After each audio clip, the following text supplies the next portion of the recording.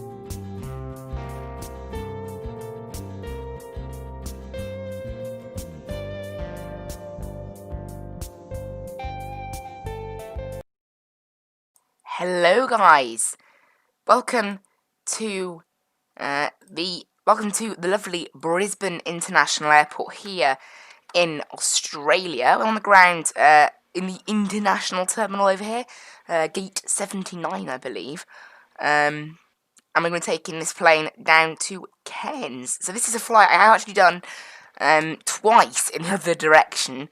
I was hoping it would be a bit of a shorter flight, actually. It was, both flights that I did from Cairns down to Brisbane were an hour and 45 minutes. But that's because of the tailwind. I totally forgot I totally forgot that headwinds were a thing. And yeah. So the flight back is 2 hours and 9 minutes, half hour longer. There's very strong headwinds today. I think we've also caught it on a bit of a bad day. So, oh well, a bit of a longer flight than planned. 2 hours and 9 minutes, quite long, but never mind. It doesn't really matter, does it? We'll go ahead and get into our plane. We'll go ahead and get the external power flicked on. Now, I did. There we go. Yeah, I did actually save the panel state. Save the setting state from the last time I was in the quality wings. And that means that we spawn in with the plane on kilograms, rather than it spawning in on pounds. So I managed to finally find out how to fix that, basically. So we don't have to go in and change it ourselves this time today, which is really nice. So by the looks of it, we've got a very high pressure here in Brisbane, because apparently we're at minus 860 feet. Although our overlay is saying minus 87, so maybe that's just a bug. No, it's not a high pressure. QNH is 1017, so yeah, it must have been a bug. Right, 1017, there you go, we're in positive figures now.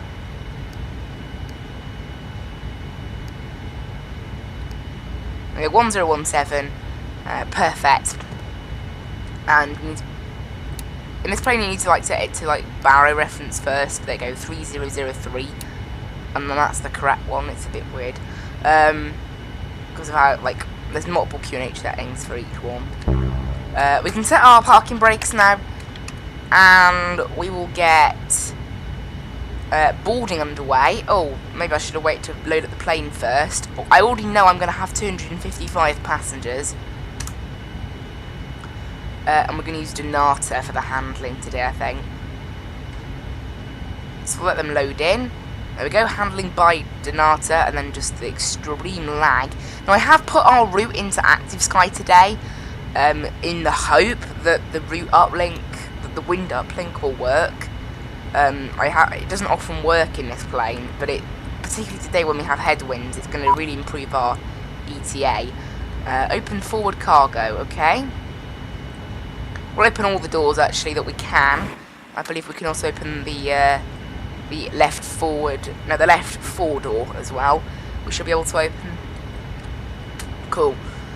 So yeah, we're starting off our day in YBBN and heading down to YBCS. Now, normally at this time of day, we do actually get quite a bit of ATC down in Australia sometimes. Obviously, over there it's evening, so it's peak time for them. But today, no such luck, unfortunately. We have no ATC at the moment, and it doesn't look like we are going to have any. So, oh well. Call sign today is checklist. Skyway 6029er. Thank you. So there we go, that's done. And then we're departing off runway 1 right, I think. Winds are looking 050 at 7 knots, so it's definitely going to be a 1 right. That's the closest runway to us, 1 right. And we're going to be taking the Asiso 1 with the Big Sad transition. And do that from Big Sad.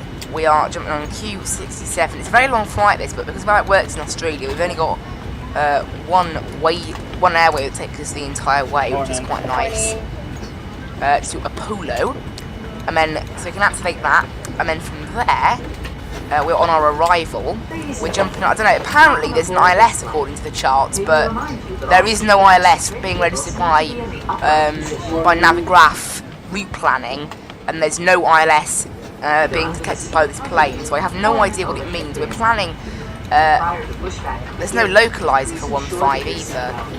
Oh, there it is. We're planning a localizer Zulu runway 15 with the sunny transition, and we're taking the Apollo 8 Alpha. So yeah, for some reason the charts are saying there is an ILS, but Navigraph route planning is saying there's no ILS, and my plane is saying there's no ILS. So I have no idea what's going on there, but never mind. We'll get rid of the discount there because it duplicates the waypoint. We'll just make sure it's no longer done that. There we go. Perfect, and that should be it. All good. I will probably still tune the ILS in the hope that we can get it, but who knows. Right. Actually, I should have done this a little bit earlier. Fill out the dispatch page, which I haven't yet done, so I can't fill out the perf in it until we've done that, obviously. So, fuel is 17,224. Take a bit more fuel than I'm used to on this route because of the payloads. No, not the payloads, the winds. We've got 255 passengers, which leaves full in economy and zero in business. And we're looking for a zero fuel weight today of 157.2, so we'll just bump in 2,300 of that. There we go. 157.2 set payload, set fuel tanks, and we can initialise the flight, and this can go onto the performance page for later. So we're going to hit a reference page. You can now see our zero fuel weight in there, which is wrong. No, yeah, it's wrong. That's not our zero fuel weight plane. I will just check. 1 minute dispatch. Yeah, it is one. It's clearly 157.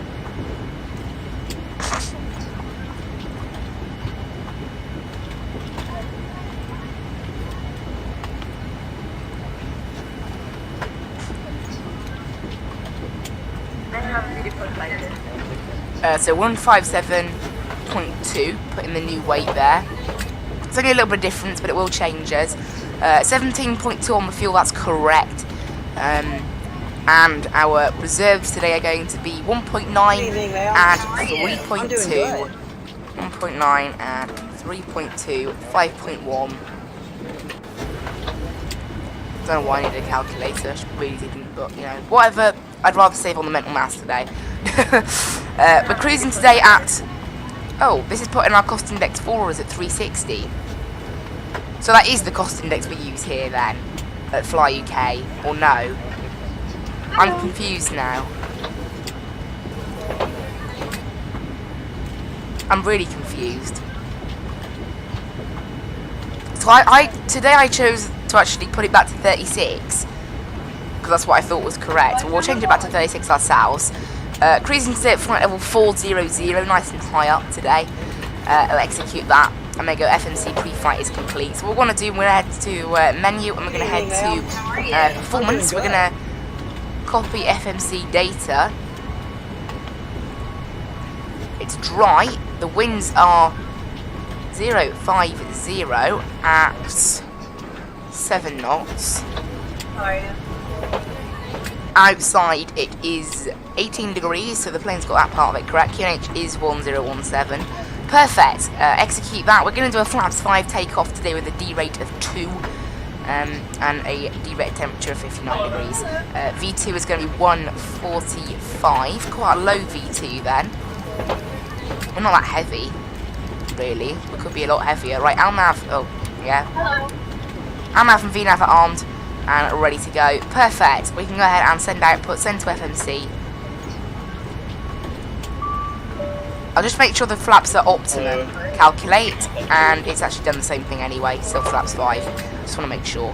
Execute that, it's in there, and I'll take off weights, all accurate there. Perfect. And we're going to do a D-rate of 2, no climb D-rate today. Okay. What's going on there? Can anyone explain how it's 9,500 miles to Cairns? Okay, we've got a slight issue here. I don't know what's just happened. I'll run through the route now. We've had a slight issue, I think, putting in the start of the flight. No, the end of the flight in Cairns. There's a slight bug. Okay, the waypoint intercept is for some reason all the way over there. So we'll have to delete it and get rid of it. We'll do that. There we go. Yeah, for some reason our plane thought that was the case. But I'll just check against the charts to make sure what I've done here is correct, because obviously I have deleted the intercept waypoint, which can be important, but for whatever reason it thinks that it's over in North America probably. 4,400 miles, it's quite a long way away. Or maybe Africa or something. It's a very long way away, whatever it is. It's not the correct waypoint, that's for certain. We're taking the localizer Zulu, I believe. Is that the one we executed today? It should have been. I'll check now. Yeah, localizer Zulu. So I'll just check the localizer chart. We do actually head in on a straight path anyway, so it's okay. I think. I'll have a look now. So we head into the waypoint after Sunny. We head straight in, and then it's a left turn. So yeah, that left turn is slightly messed up because we deleted the intercept. I can try putting it in again. I will put it in one more time just to see if we can maybe do something about it, but it'll probably just put in the same thing again. Look, it had, I believe. Yep, it's put in the same rubbish again. The waypoint localizer 11, no, not localizer 11, the waypoint intercept, look, it thinks it's 4,300 miles away, so I will just delete it and we can just go straight onto the localizer. It might cause a few problems, but you know, it's not that much of a difference. And our route overall is looking pretty good then, anyway.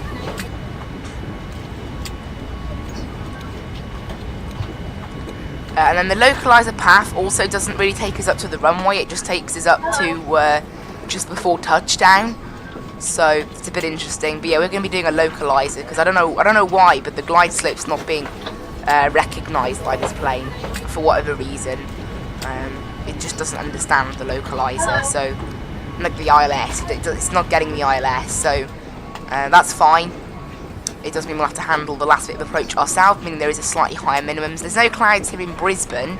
Down in Cairns, similar thing. We've got scattered at 4,700, but nothing else to worry about. So it's all looking good.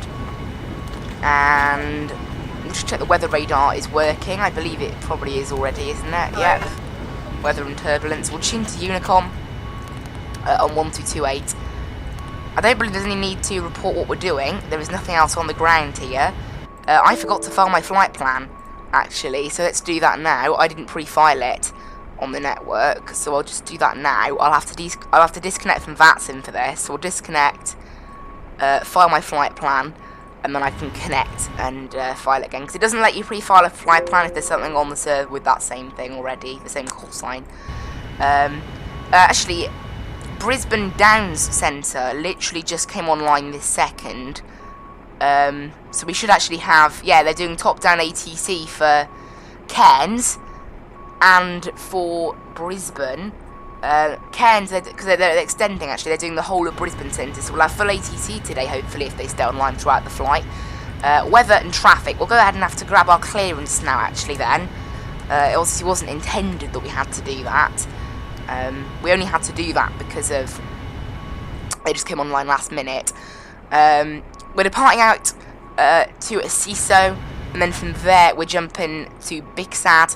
There's not really any kind of restrictions apart from 8,000 or above at dock set. Nothing else at all. And max 250 knots at a CISO. An NDAB, which is fine anyway. Yeah, he literally just came online with the controller, so we'll go ahead and give him a contact then on 1356.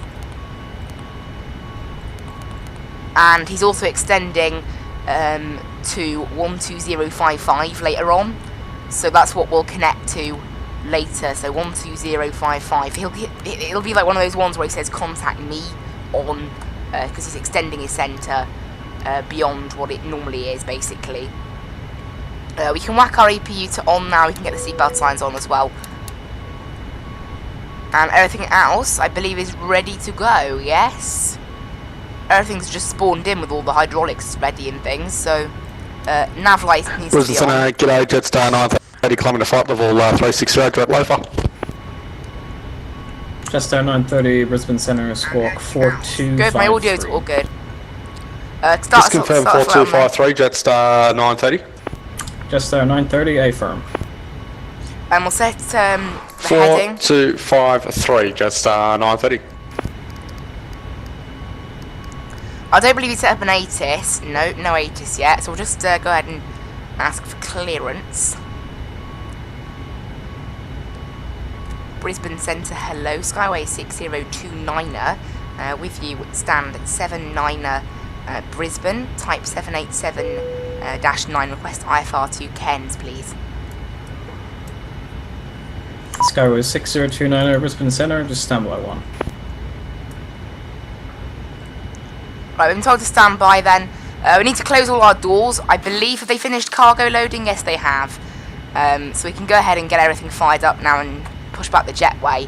Obviously, we're standing by for our clearance at the moment, so I can't actually depart until we've got our clearance and everything, because I can't do anything else until then, can I? I will just check all this is correct and ready to go. We'll actually run through the checklist, because I don't believe I've done that. Before start checklist. Ladies and gentlemen from the flight deck, this is your captain. So we'll let them do all their talking, and then hopefully by then the centre will have our clearance. Jetstar 930, just confirm you're squawking Lord Charlie. Our finest flight attendants who are there for your comfort, but most of all for your safety. And Jetstar 930, seems like your voice is a little bit far away from the microphone. Can you try again? Sit back and relax, and I'll update you. Jetstar 930, just verify squawking mode Charlie. That's much better. We should be. Let me reset it. Give me 1 sec. Alright, it'll be a left seat takeoff. Taxi route is per ATC. So yeah, right now just going through the checklist, making sure they're all good. Jetstar 930, how's that? On the initial altitude. And we need to set the trim. What's the trim going to be set to? Jetstar 930, much better, thanks. 3. Clear to Cairns via LOFA planned route. Climb flight level 360. Thanks very much. Clear to Cairns via LOFA flight plan route. Climb flight level 360, Jetstar 930. Trim set. And Jetstar 930, request amended flight level 340. Jetstar 930, climb amended flight level 340. Thanks very much. Climb to amended flight level 340, Jetstar 930. Well, that's done. Yes, still 944, radio to 360. Still waiting for our Last clearance. aircraft calling unreadable. Right, we're ready to depart now, so I'm just wait. We'll get GSX pushback started and ready to go, and let the tug set up, and then we'll just hold them there, because I'm still waiting. Skyway 6029, clearance available, advise ready to copy. Skyway 6029, ready to copy. Skyway 6029, cleared to Cairns via Assiso planned route.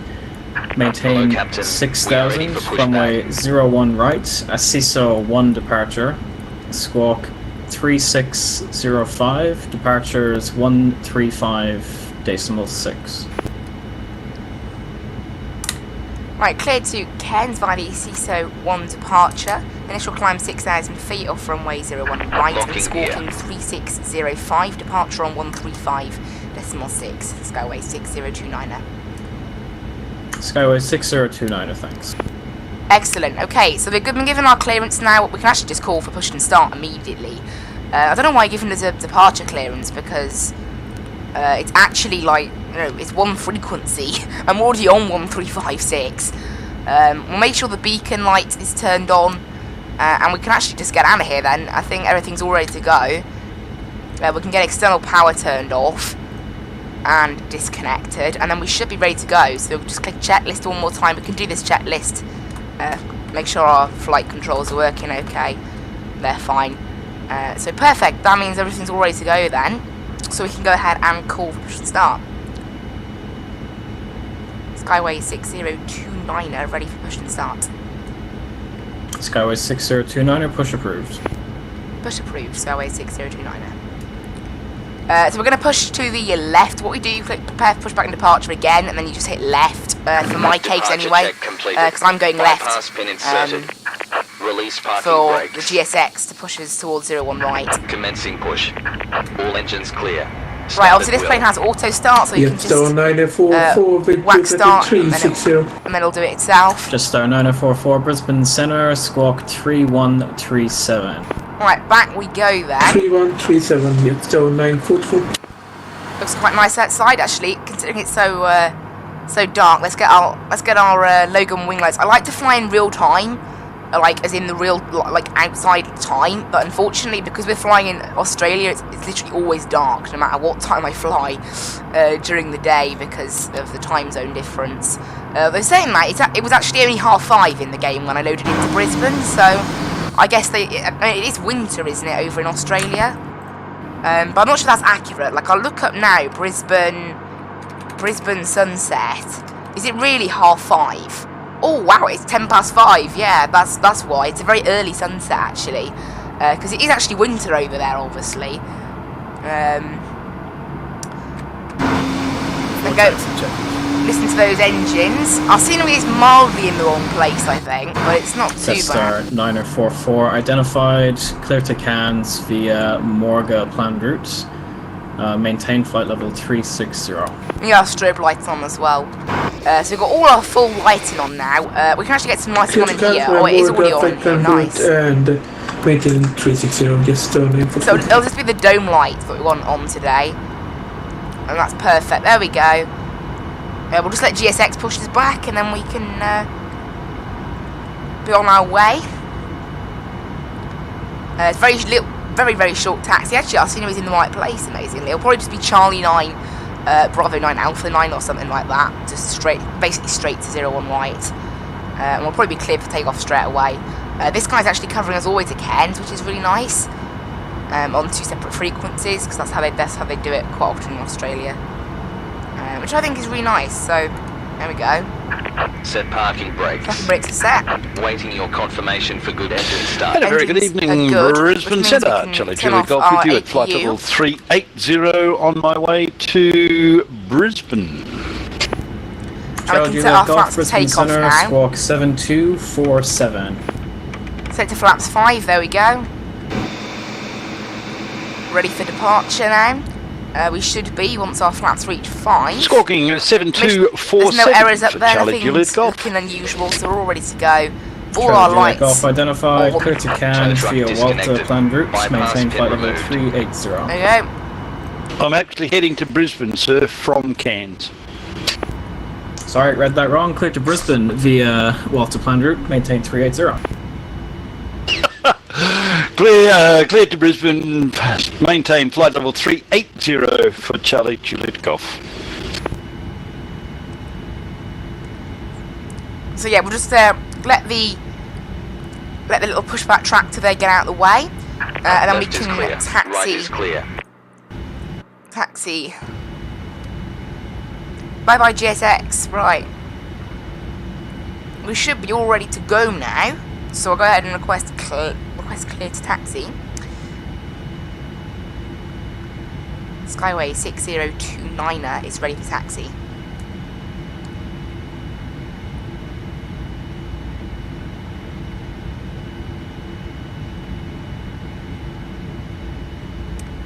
Skyway 6029er, taxi holding point Alpha 9er, runway 01 right. Holding point Alpha 9 runway 01 right, Skyway 6029er. So yeah, straight ahead, and then it's going to be a right, Poplar 250 and then that'll be straight to the runway then. Very Apollo short 250, taxi Brisbane today. Centre, squawk 3737. Before takeoff checklist. Roger, 3737. Poplar 250.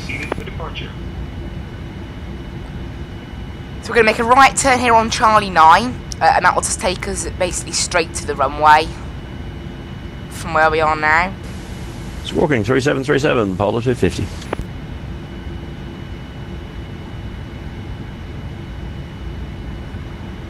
Polo 250 identified. Clear to Cairns. I can turn this on now as well. I have a star clearance available when you're ready. Ready to copy. So all our lights are ready for takeoff now. Here's holding point Alpha 9, and we'll just hold here until we get clearance. We'll probably have to request it actually, because generally when there's a Polo sensor, 250 actually. when there's a sensor controller, they're not generally ready for anything outside of Standing by. like outside of that, because obviously they have to like sort of scroll through all the airports to look where I am, because they're not controlling a specific airport, they're covering the whole airspace, remember. So we'll just go ahead and call ready for departure. Skyway 6029er, ready for departure, holding point Alpha 9er. Skyway 6029er, runway 01 right, clear for takeoff. Runway 01 right, clear for takeoff, Skyway 6029er. Right, away. Polo 250, are you happy to Away we accept go. runway 33? Yeah, I can take runway 33. Right, I'll taxi on to the runway now then, and we can get ourselves out of here on the Asiso 1 departure. Runway verified. So yeah, taxi ourselves on, and off we go. Got a D rate of 2 today, Brisbane so Centre, Polo 250. Yeah, that's cool. we're I can not take using runway that much in 33. the way of thrust today, so never mind. Polo 250, thanks. Would you like any approach specifically? I'll take whatever you give me. I'm cool with that. I like the sound of Initial that. power is set, and power is set for takeoff. That's Airspeed's some fun. Polo live. 250, expect RNAV X-ray runway 33. You can track direct to 8 Lava. knots, cross-checked. Roger, be the RNAV 33 and track direct Lavok. It's Polar 250. B1. B1, Rotate. rotate. B2. Plane's not really wanting to rotate. Oh, there it is. It wasn't responsive for a bit then, that plane. Right, away we go. Polo Positive 250, rate. descend flight Gear level up. 250. Roger, descend 250, Polar 250. Jetstar 944, star clearance available. Ready to copy. Jetstar 944. Getting bumped around a little Jetstar bit here. 944, Hendo 8 Alpha In arrival, the runway weather. 33. When ready, descend flight level 250. And then make a right turn. And we'll start easing it down. We're going to go direct to Asiso, flaps 1. Can turn off the runway turn-offs now. And flaps up. Number 3 Alpha runway 33 and ready descent flight at 250. Jetstar 944. And autopilot can come in. There we go. Autopilot and come in. We're in the air. Skyway 6029er, airborne, passing 3,000 feet. Skyway 6029er identified, climb flight level 180. Climb flight level 180, Skyway 6029er. With our flight on Right, up to 180 now, we've been cleared. We're currently on our SID at the moment. You'll be earning valuable miles on your flight today. Pretty simple departure, there's no restrictions really, apart from above 8,000 to dock set. So nothing that unusual. Everything's looking all good up there. All the lights are good. We're very well lit up. Look at that. Very nicely lit up. I do like it at night time. It looks quite nice, I think. Polar 250, descend 9000, QNH 1013. I'll just make sure the transition altitude is set to 10,000, which is what it is. QNH 1013, Polar 250. And the transition level Nope, 9000 is correct. down in Cairns is 110. Sorry, 9000. So we'll get that all Polar plugged in. 250. Can't request wind, unfortunately. Qantas 11 leaving 13,000 for flight level 280. Qantas 11, Brisbane Centre. I can go on to progress page. There we go. 804 miles to go. Alright, up we go then. I don't know why the minimums is open and on radio altitude as well. Who knows? So we've been cleared up to 180 now on the departure. Qantas 11, climb flight level 320. And eventually we'll be cleared up to 400, which is our final altitude today. This thing's climbing pretty quickly actually right now, 4,400 feet per minute, wow. This thing's really pushing it. I guess its Topa's maintained 250 knots, isn't it? Skyway 6029er, climb flight level 400, track direct to Lofa. Climb flight level 400 and direct Lofa, Skyway 6029er. There we go, we've been given direct to Lofa, which saves us about 5 miles. I just looked at the progress page then. Standard pressure, and up to 400 now. So we've been saved a little bit of time, which is quite nice. I'll probably put in the direct one more time to make sure the course it's setting is accurate. There we go. Because that's often how it works.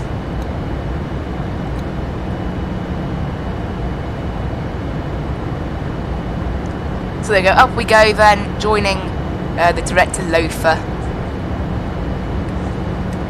And seatbelt signs can, no, not seatbelt signs, landing lights can come off now as well. Since we're only using cost index of 36 today, we're a little bit slower, but still not that slow. Just the wind that it's a pain really. I'll look at active sky quickly now, look at the briefing that it gives me. Yeah, apparently my flight level is the best one today, because I actually chose to put in the route today, which I don't normally. Right, I'll go direct to Lofa from here. There we go. And then it'll just follow a straight path from here, hopefully. This thing's climbing pretty quickly right now, 3,800 feet per minute. Could also be the lower cost index, means we're climbing at a lower speed. Can sometimes help. But yeah, who knows. This can go to 80 nautical mile range now. We've probably got some very long gaps between waypoints today. 196 actually is the most, so not too bad. Because that's how these airways work in Australia. We can get rid of all the charts for Brisbane now. We don't need them anymore. And I'll bring up the parking charts down in Cairns for when we need them. It's a pretty nice little route along the coast. This, I've done it in the other direction twice now. Brisbane Centre, This is my first time going the other way. Break from the flight deck, if I may, sir. Turn off the seatbelt signs. Charlie Juliet Golf, no worries, report when you're back. Charlie Juliet Golf. And to do a quick checklist, that was all done. I'll just say the checklist is there. Perfect.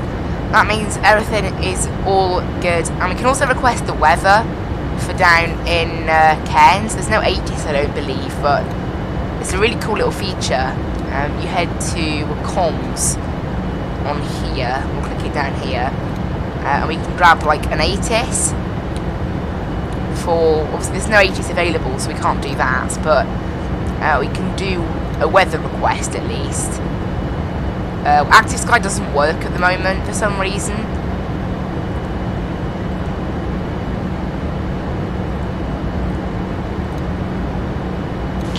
Brisbane Centre, Polar 250. I'm still a bit high to make a landing on runway 33 at the moment. Do I have clearance to do a couple of 360s to lose altitude?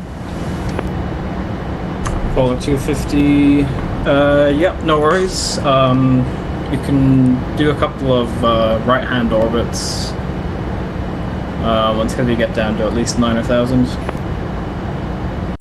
Roger that. I'll let you know once I'm down to 9,000 Polar 250. Also, it looks like they're using runway orbits. 33 down in Cairns. Actually, now the winds are in favour of runway 15, but from what he's giving people, they're saying runway 33. That's what everyone's saying, like, on frequency, saying, like, give them runway. So, for now, I'll keep 15, because I think it should be 15, personally, but we will get a star clearance a little bit closer to our destination.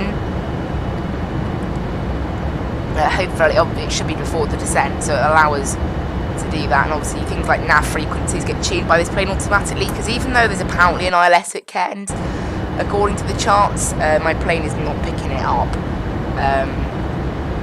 Neither is Navigaph charts, but it's weird. Like, so it says there's an ILS chart, But then if I click on approaches and scroll down the list of approaches, there isn't an ILS anywhere for either runway, so it's a little bit odd. I don't really know why there's charts for a procedure that doesn't exist, but who knows.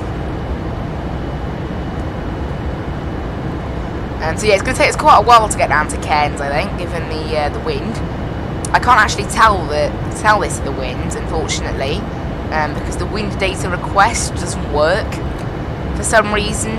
I can put in the cruise winds, but I don't really like doing that because it's a faff, basically. I have to put it in for literally every single one. I can try putting it in for this one, and then seeing if it'll do all the others itself.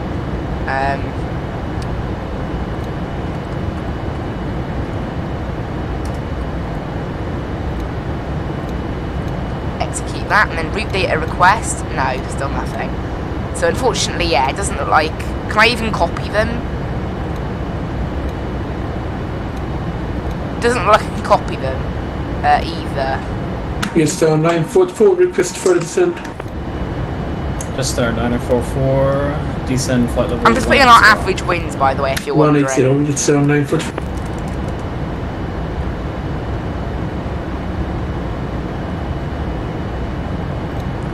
You can see it does vastly change our ETA, and it is so, you know, unfortunately, I you know, on longer flights, I wouldn't put this in for every single waypoint. It would take forever. That's why there's a wind request feature, like in real life. They have a wind, you know. But I've tried Googling it, and I haven't got anything from it at all. 787...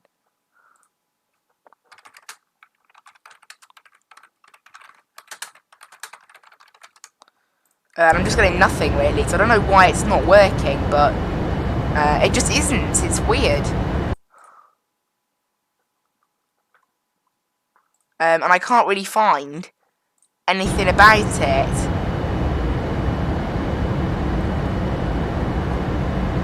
So it just means that... I'll try Googling Active Sky snapshot not found, because that's another one it came up with. But yeah, again, there's just absolutely nothing.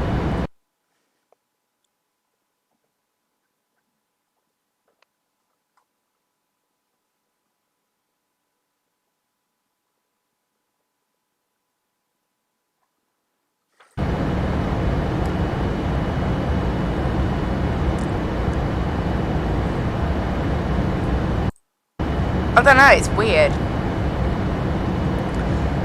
Don't really know what I need to do to get it to work, but it's just not there. The Active Sky, you know, snapshot and whatever, it's all silly.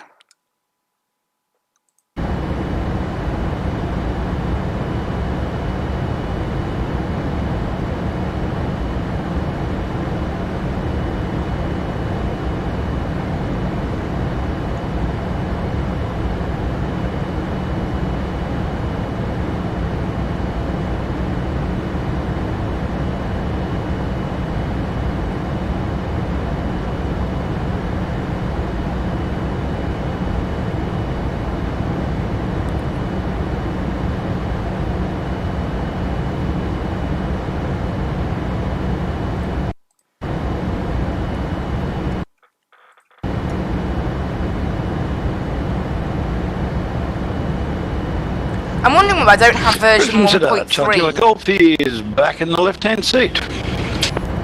That's one thing I am wondering. I'll check now on here. I can check on my folders, and it will tell me what, because I have like an archive of everything I've installed. So it'll tell me what version. Ah, interesting. I have version 1.2 of the Quality Wings, and the latest version is 1.3. So there's your answer. I have not got the latest version of this plane, so that is why we haven't got an Active Sky snapshot, I don't think, because under And, yeah, weather radar not working. That's another bug they've fixed. I knew that was a thing. Here we go, forecast page, active sky snapshot weather not found. FSX Steam Edition, which is remember what I run. So there we go, I think I've found at this stage, I haven't got the latest version of the plane. Expect a runway Can't believe that, I've been flying around for this long with an out-of-date version. That's nuts. If at all possible. Normally they update automatically, but I didn't do it via the Flight 1 installer, I did it via a manual because I bought it off Aerosoft. Which is why. That's mad. Well, there we go. Also, by the way, guys, you can get Navigraph charts to work on here, but I tried to select Navigraph charts because on my other PC I think I do actually have the latest version of this plane. I click Navigraph, it crashes the game. So don't do that. That's my advice. Don't click Navigraph charts because from my experience it crashes the game. Or maybe it's the 95% connection, just me, but yeah. 944. Just start 944, reduce to minimum clean speed.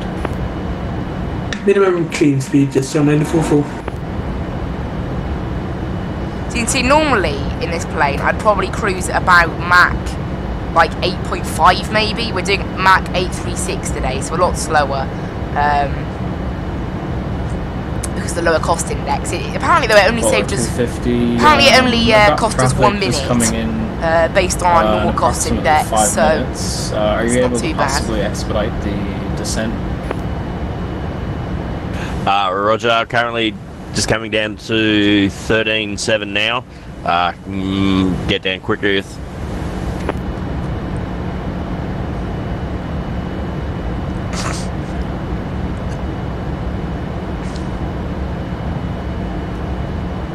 But hopefully that'll fix my problem with the wind data not working, and that will help our ETA, which will be lovely.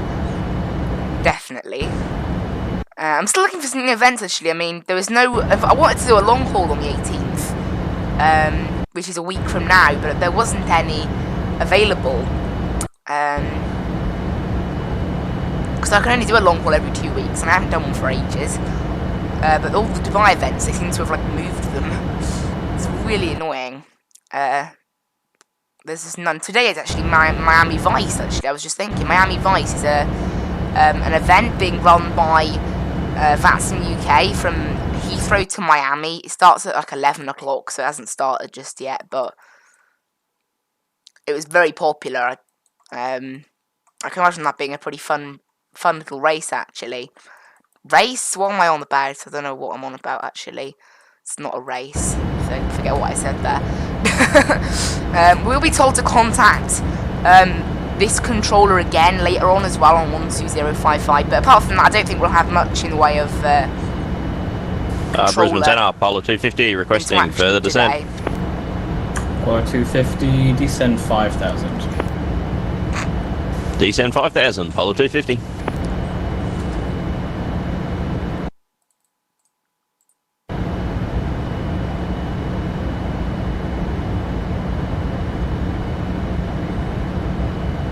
Yeah, it's been pretty good. I quite like flying around Australia, really. We're going to be flying around. 944, descend. We're going to be flying around New Zealand next Sunday. There's an event on over there all morning, so I'll take advantage to do the little hopper flights that Fly UK run. It's, I believe, Auckland to Wellington to Christchurch. They're like 2 little short flights that Fly UK operate with this plane over in New Zealand. So my first time flying over in New Zealand in quite a while. The only other time I've flown is from Wellington to Tauranga. We flew the A320. Apart from that, I've never ever flown in New Zealand. So Polar 250. That was ages ago. Cancel the orbits. Turn left, heading 060. Roger. Turn left 060 or turn right 060. Apparently, we're meant to be 9 miles from our. Yeah. So this plane's gone like blazing past its top of climb. I don't know. I've noticed it does this. It must be because of the wind.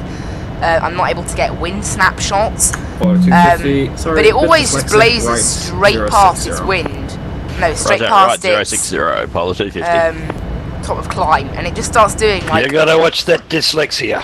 Like 400 what? This is why I'm not a real controller. Well,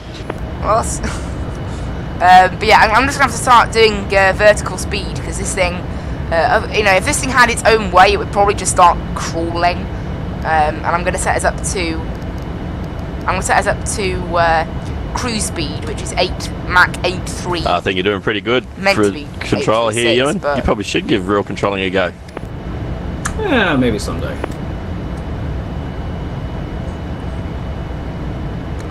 But hopefully this plane can keep with it. I don't think it can, Is that how actually. it's said, Eon?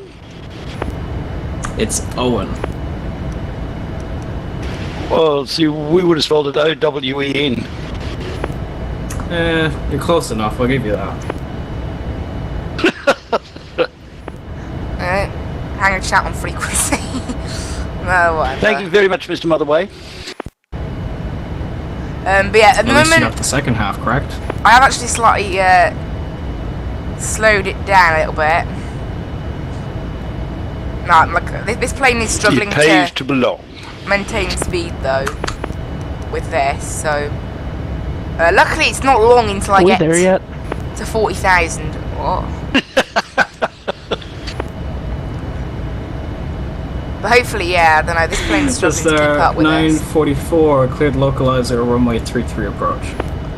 Something tells me we're very close to this plane's max Just on altitude. 9 foot. Yeah, we're quite close to its optimum altitude today at 400, so that's probably why it's having trouble to get this last few feet. Charlie Juliet Golf has about 56 minutes flying time, sir.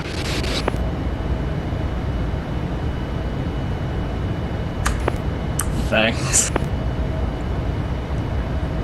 But yeah, 4,000 feet remain. No, 4,400 feet remaining. Yeah, this thing is losing speed quite a lot. So once we get to cruise, because obviously I've had to take control of it manually almost there because it was just crawling like a snail. I can probably hand speed back to the plane now. Or say that doesn't want to. They go VNAV. I click VNAV. It should just give the plane the control of the speed again. So there's 40,000 luck, finally. We've taken our time to get there.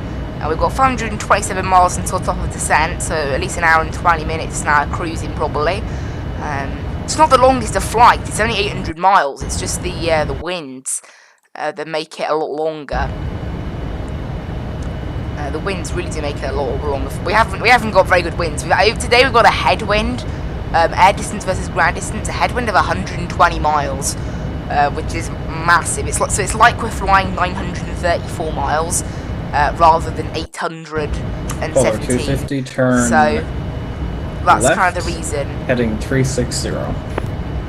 Roger, left 360, Polo 250. We've got active sky open though, I'm working. And yeah, I can't wait to update my my quality wings. I can't wait to update the quality wings now. Really needs doing. I can't believe that, honestly. I can't believe I didn't have the latest version of it running. It's because I don't have the Flight 1 installer. As I said, I bought it off Aerosoft, so it doesn't auto-update, unfortunately. So maybe I will install the Flight 1 installer in future. However, I don't think it's probably... I think version 1.3 of this plane's been out forever. So I just feel like a bit of a moron, honestly. It's like, seriously, this has been out for this long, I haven't done it. I may as well get the performance sorted for the landing in Cairns. Star 944, runway 33, clear to land. Clear to land, runway 33, it's still 9 foot 4.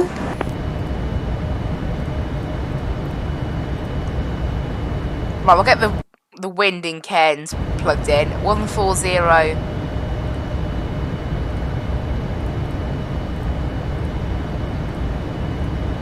And it is 23 degrees right now in Cairns, not bad. QNH is 1014, so pretty much standard pressure down there. You can calculate that. 10,400 foot runway. We're going to do auto brakes 2, as always. That's what I like doing. Send output, send to FMC. We may end up using runway 33 later on, I think, but right now I can continue using this. It's going to be a flaps 30 arrival right now. But yeah. It may change later on to a runway 33, because even though the winds are definitely in agreement as runway 15, I'd personally use a 15 if there was no controller online. It appears that the controller is using 33, so no mind, I guess. Normally, you know, if the wind's closest to the runway, you don't need... Yeah, that's still what you pick. I can have a look on Flight Radar, actually, to see what they're using, and that will help me decide if the controller's doing it correctly or not, but... I don't know how air traffic is in Australia right now, descend but 3,500. there might be some planes over in Roger, Cairns. 3,500, Polo 250. So there you go, Cairns Airport. I can view the most recent arrivals. They're not really having much in the way of arrivals by the looks of it. There's a few Jetstar flights and whatever. The last plane to land... What time is it right now? It's actually Saturday for them. 6:17. So the last plane to land touched down 20 minutes ago. That was the last plane. It was a Jetstar from Sydney. And it used runway 15. So yeah, I don't know, they might be giving us the wrong runway then. I think they're using 15 down in Cairns in real life, and obviously the winds agree for 15 as well, so I don't know what they're... We'll wait and see what we get given later. I'm going to continue planning for 15. 250, position 20 miles east of Cairns. Resume on navigation. Track direct to Lubbock. Roger, track direct to Lubbock. Polo 250.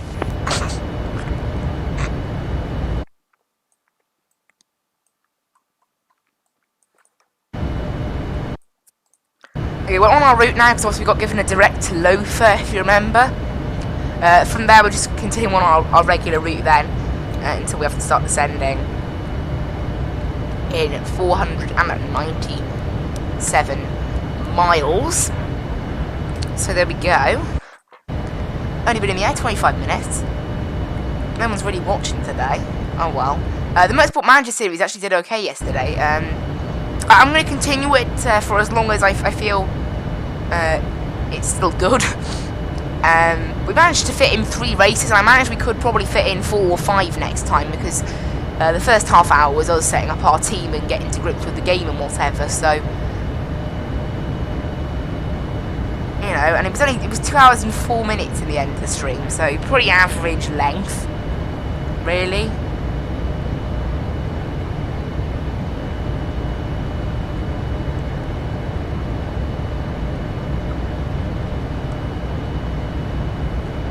Like my streams are normally about 2.5 hours, you know, sometimes just under 2 hours, sometimes a little bit longer.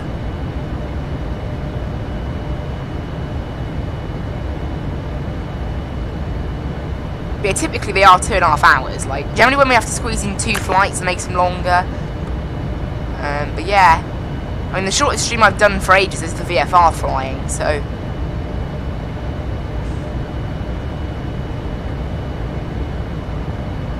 My breakfast tournament mode does pretty well as well, which is good to see. Good to see people Charlie enjoy it. Golf, contact me 135.6. Going to 125.6 for Charlie Juliet Golf.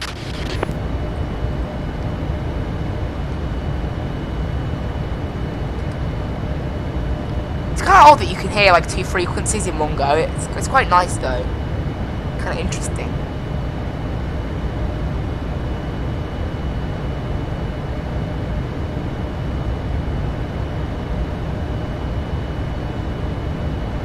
So yeah, he's covering Cairns as well, so this control, we should actually have ATC all the way down if he stays online. He didn't actually have an estimated log-off time, so I don't know. But it's pretty nice, really, yeah.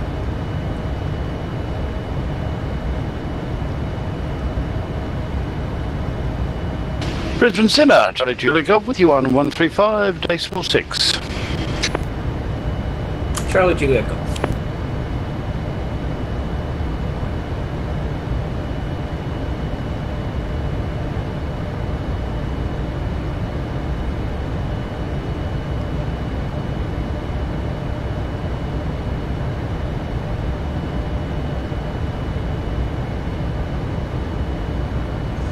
So you've got 80 miles to go. What's this waypoint? The Gladstone VOR.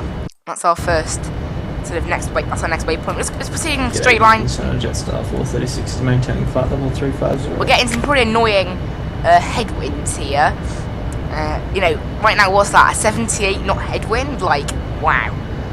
It's not Just the there, nicest, 436 but oh well. Brisbane Centre.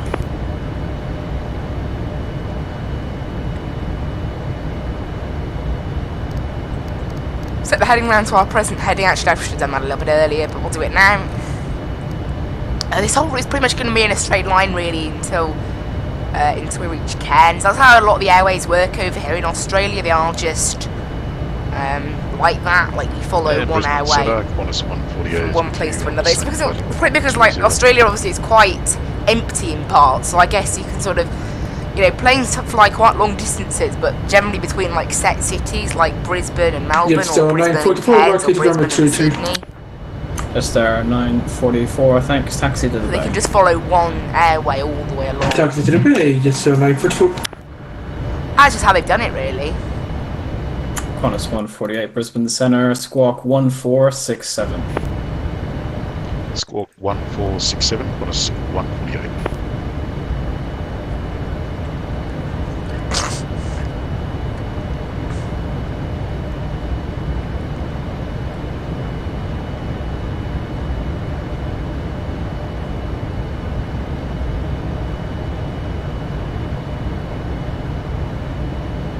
Polar 250, cleared on of X-ray, runway 33, report established. See, they're using 3-3, look, that they've given that plane the RF X-ray. Runway 33, report once established, Polar 250. So I don't know what we're going to get given, but I said really it should be runway 15, but never mind. We'll see what he gives us, because those two I think are a lot ahead of us. We'll know from Jetstar 930. That's the plane that's ahead of us. Sydney via Maryland, planned route. Descend 9,000. Have the QNH in just 2 seconds. Copy that, Marlon. Plan route descent 19,000 and on standby for QNH. Qantas 148. Qantas 148, QNH 1014. 1014, Qantas 148. Cheers.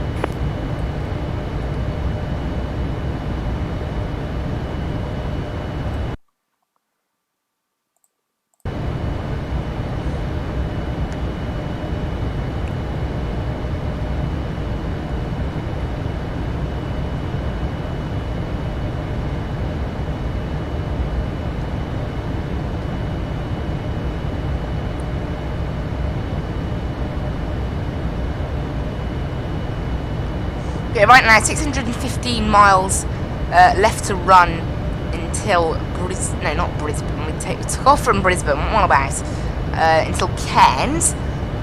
Pretty much at optimum flight level right now. Marlin 5 arrival, runway 34 left. Marlin 5 arrival, runway 34 left. Qantas 148. It's covering quite a large area then. Where's Qantas 148? I'm just looking. I don't actually see a Qantas. Oh, it's controlling the south bit of Brisbane as well. So that's kind of nice.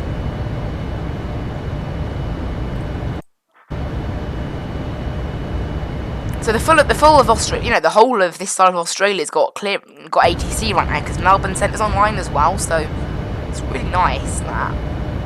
Qantas 148, contact Melbourne Centre 124.0. Melbourne Centre 124.0, Qantas 148, cheers. Probably around the Gladstone VOR, we will actually be instructed to. Actually, no, I think the airspaces go a little bit longer than it says on VATSPY. All the Australian airspace is slightly wrong on VATSPY because they have changed how it works. I think since VATSPY was last updated, they've never really updated a VATSPY ever. So some like Germany's also out of date, so, and I think Helsinki, yeah, like Finland is as well. There's quite a few places that are out of date. But yeah, so I think we'll probably handle, because I don't know, because that Jetstar 930 is doing the same route as us, but it's probably like maybe 15 or 20 minutes ahead, something like that. Going direct, it's got 471 miles to go. And at that same time, going direct, I had 590, so about 120 miles behind it, something like that.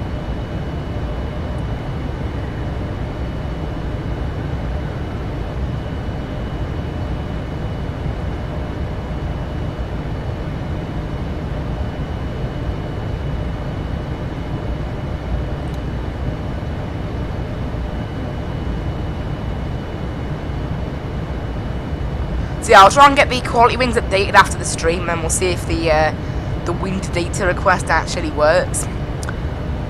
It'd be great if I could get it working. I'm trying to find my light for an absolute age now. I just thought I had the latest version, but I actually have version 1.2.1, and the latest version is 1.3, so yeah.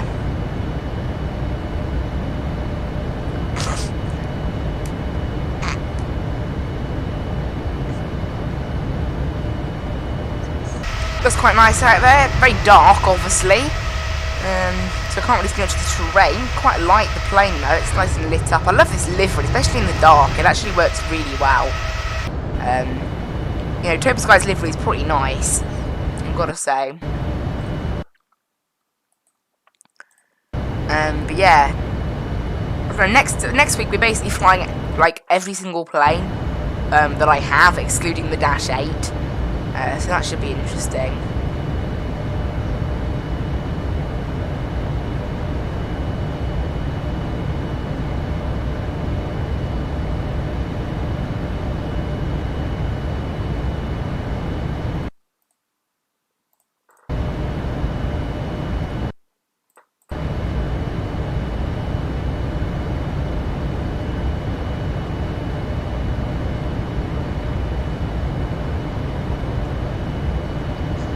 Brisbane Airport does actually now have an ATIS. Interestingly, however, I don't think it's actually empty right now. Yeah. No ATIS in Cairns right now, so we'll be waiting on that. Brisbane Centre, Apollo 250, established, runway 33. So yeah, they're using Apollo runway 250, 33. runway 33, clear to land. Clear to land, Apollo 250.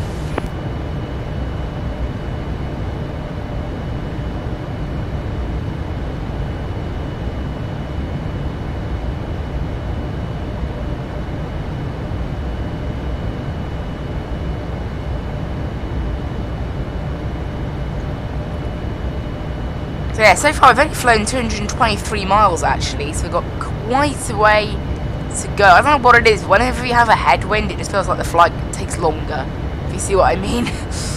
Like, honestly, it's very dark outside as well, so I can't really see the nice, well, not nice scenery, but alright scenery.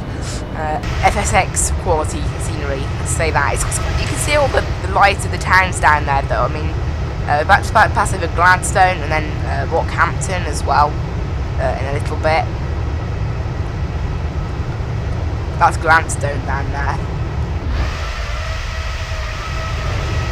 There's a little road or something underneath us there. The world's most pixelated road. And then as you zoom in closer, it slowly gets less pixelated. Look at that, like individual little road. The road's made up of cubes. Little cubes. Star 930, contact me 120.55. So there you go. That's 12055, just down 930.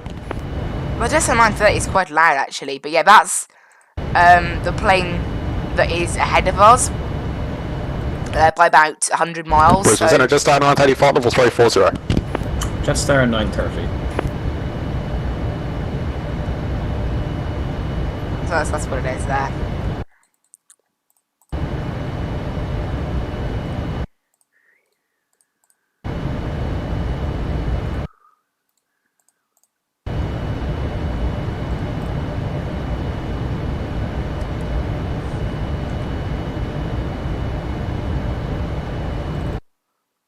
So yeah, sooner or later we will end up contacting someone else, but it'll be the same guy. It'll be 12055. We'll get the call to do that probably in around, I don't know, 100 miles probably. Maybe at Capri, maybe that's where it is. Yeah, we're really not going very quick, are we? 410 knots. Wow. That's slow. Yeah, he's doing 407 knots. The other plane. So yeah, it's not the nicest of weather today. Minus 148. Brisbane And Centre. apparently this flight level was the best one according to Active Sky. But who knows?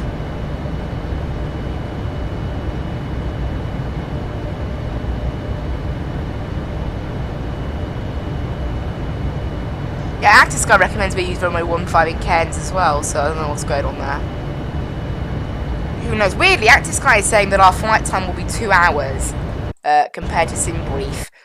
And I did actually put in the star as well. The star did actually get put in to Active Sky, weirdly enough. Who knows? Weather down in Cairns right now, 140 at 6 knots. We're going to have some new weather in about 10 minutes probably. Something like that. Hopefully it stays like that, because we're having slightly high minimums. Shall I set the minimums now? What I'll do as well, I'll bring up a chart for the localizer on runway 33 and the RNAV on runway 33, just to give a good idea of what my minimums are actually going to be. So the RNAV minimums are for a Cat D aircraft, which I believe we are, yeah? We're a Cat D.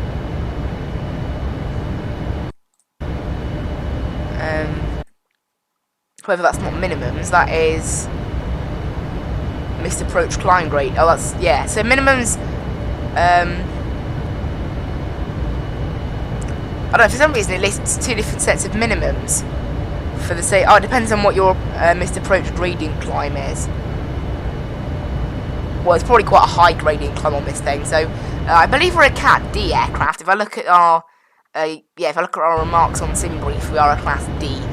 So minimums on the RNAV is going to be 740. On the localizer, it's going to be 800. But that's both for runway 33. I mean, ILS, it's going to be 790 on the localizer, because we're not using the ILS. We're just using a localizer, so 790, because the glide slope's not working, basically. That's what localizer approach is. It's basically an ILS without the glide slope. So it's going to be 790 minimums right now, and then it's whatever we pick, it's going to be somewhere in the region of the 800s.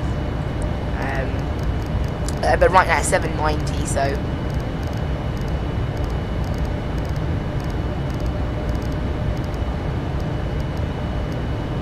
okay, 790 is it set in there.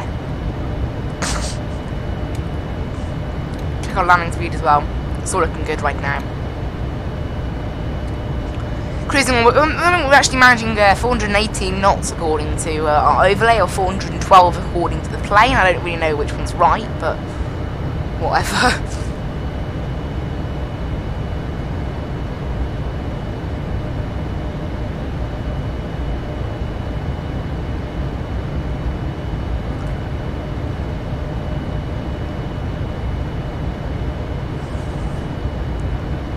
Got 101 miles left to go to Capri, which is the next waypoint on our route. I reckon we'll get handed off to Melbourne Centre. No, not Melbourne Centre, the other Brisbane Centre. It's the same guy. It's actually quite quiet right now on frequency, because the only planes that were really talking to them were the ones landing in Cairns, and both of them have now landed. So there's literally like 4 planes on the frequency, and all of those are basically just the same sort of, just going, you know, just about our route basically. So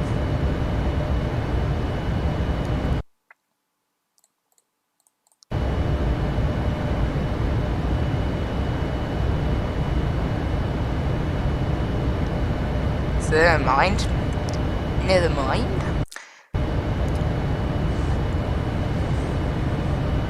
Hopefully we can have a nice smooth landing. I haven't honestly done a smooth landing in this thing for ages. Now my Cairns scenery is actually mildly in the wrong place, unfortunately.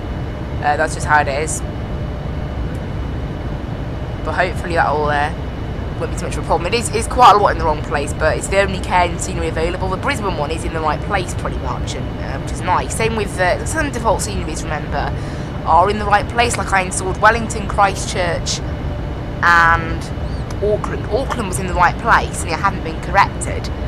But the other 2 were in the wrong place slightly, but again, there was nothing else better available.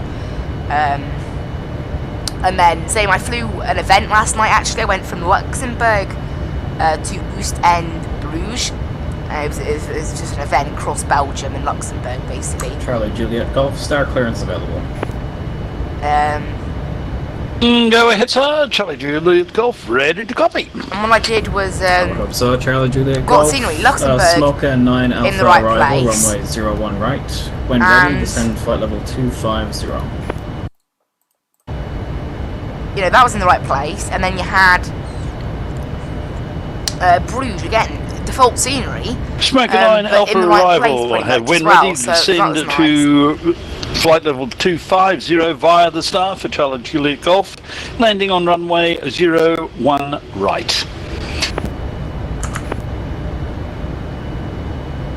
So we're not going to get our star clearance for a little bit yet. It'll probably be closer to the destination, that's for certain. It'll definitely be a lot closer. We've still got a ton more waypoints to pass yet. 366 miles. It's a lot further yet until our descent time.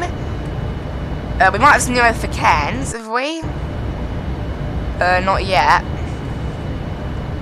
Oh, I accidentally did the window blind then. Rip. Yeah, somehow I've only flown 284 miles. I don't know what's going on today, but this flight just feels really slow. Like, how is that possible? How have you done 284 miles? I told you, it must be the headwinds. Like, it makes everything feel longer. Qantas flight 867 with you, passing flight level 260, request flight following. Qantas 867, squawk 3726.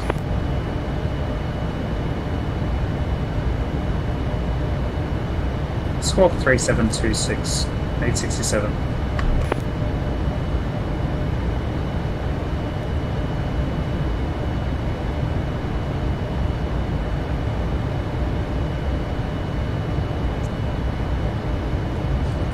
Yeah, just 70 miles to Capri, which is the next waypoint. From there, HM, what's that? It's probably like a VOR or an NDB. VOR, Hamilton. Qantas 867 Makes sense. identified, clear to Sydney via Magra planned route, climb flight level 330. Climbing flight level 330, Qantas 867.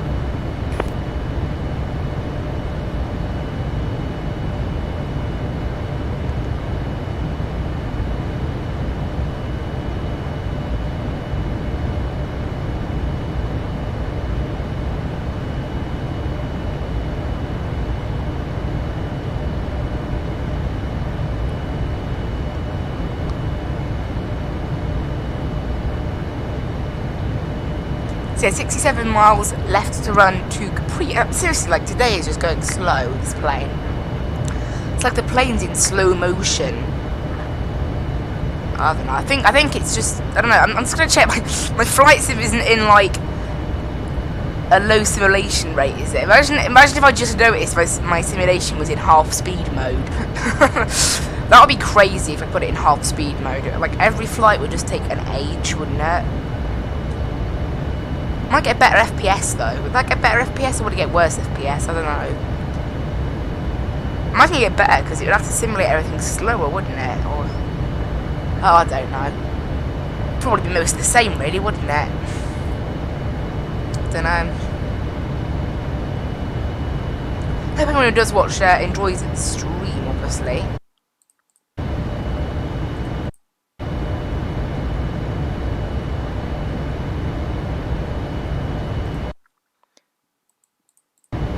I wish the sound of FSX wouldn't mute though. Like, luckily it only it doesn't actually mute in the Dash 8. Weirdly enough, I think in 2 weeks' time I will fly the Dash 8 again because when I flew it on Thursday, it does remind me I actually quite like it. It's quite a nice little plane. It's a bit different. Maybe if I flew it with ATC, it would be a little bit more crazy, but yeah, overall pretty good.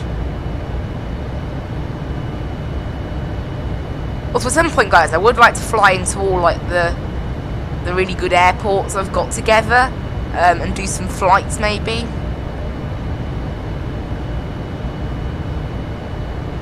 Because I've got a really nice Dublin scenery and some really nice like Sofia scenery as well.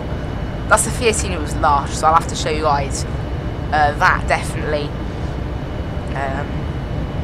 Probably do like a Wizz Air down there. Or I think Fly UK do fly there, but it's a bit of a long trek from the UK, really, isn't it? So I don't know what to do about that. Because next week now we are doing a number of streams. Actually, I don't know. I think I stream too much. Honestly, I stream I stream Wednesday, Thursday, Friday, Saturday, Sunday, like literally every day.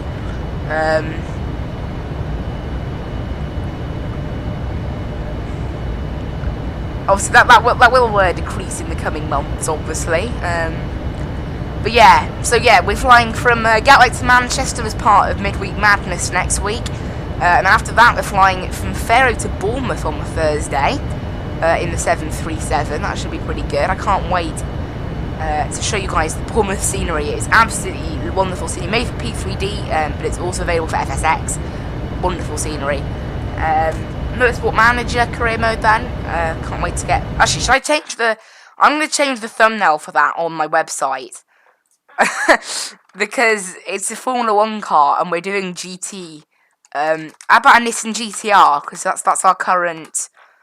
that's our current car, isn't it?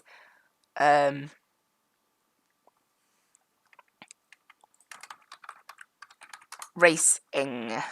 I actually spelled racing wrong, amazingly. Typo. But I want to get some GTR racing action. There we go. That's a pretty nice thumbnail. That sums up basically the entirety of that. And then we're flying from Zurich to Heathrow again. I want to show you guys my the wonderful Zurich scenery I've downloaded. It was recommended by Vatsim Swiss for Zurich night events. It's an absolutely wonderful scenery, that. So yeah, I would like to show, because I have found through getting scenery for every airport, some sceneries, some free sceneries, there's not a lot, but some of them are really, really decent. Like, they've got markings on the floor, custom terminal buildings, like Zurich, but in particular, you know, custom terminal buildings, you know, custom jetways, custom everything, and it looks really nice. You almost don't expect it, really. So that's quite nice, I think. Skyway 6092, contact me 120.55. 120.55, Skyway 6029 there. Right, over to the other frequency now. Skyway 6029 with you, flight level 400. Skyway 6029. So there you go, we've transitioned on to the other centre now. The reason they do that is because they extend between the two centres when there's no one else online in the other centre, but the radio range can go out of reach, so you need to go on to the other frequency, which is 120.55. But obviously I'd already programmed that in advance. Yeah, just short of Capri's given that, so we should get no, star clearance will still be a while away, because we're still 50 minutes away. No, 45 minutes away from descent right now. We're flying 335 miles, got 470 left to run. So it's still quite a ways. It's because we're going so slowly, I think. The winds have slowly calmed. We're doing 421 knots now, so about 15 knots more than at least 10 to 15 knots more than we were earlier. But it's still not exactly great. You can see there's all the fuel just being washed away in the contrail. It's a nice little plane, this, the 787, I've got to say. I do like the 787. We don't always fly, like, because I have so many planes now, we don't tend to fly, you know, I have, 5 main planes, and I do also have 2 Carnados, but the ATR has a bug with the Navigraph charts. 867, no, contact no, me 135.6. I meant Navigraph. It has a bug with Navigraph database, and you have to basically make sure it's the first time ever installing it on the device, otherwise you're dead. You can't do anything about it, so it's a bit unfortunate, but it does mean, yeah, so unfortunately I can't get that working. And even if I could get it working, it lags like mad, the ATR 72. It's so bad on performance, because it's got a fully detailed cabin, so it's got a default FMC as well, so yeah, from experience, Cairns passenger planes contact me are not great. 135.6. What happened to Qantas 867? He's just like not talking. Hello? Rip. Control, good evening. JetBlue 554 requesting radio check. JetBlue? Last aircraft calling, I missed the call sign, but 4x5. call sign is gonna be JetBlue 554 radio check. Thank you. JetBlue? What's a JetBlue doing in Australia? Brisbane, scanning Qantas 867, just stepping out of cockpit. Qantas 867. Jetstar 436, contact me 135.6, expect star. 135.6, Jetstar 436.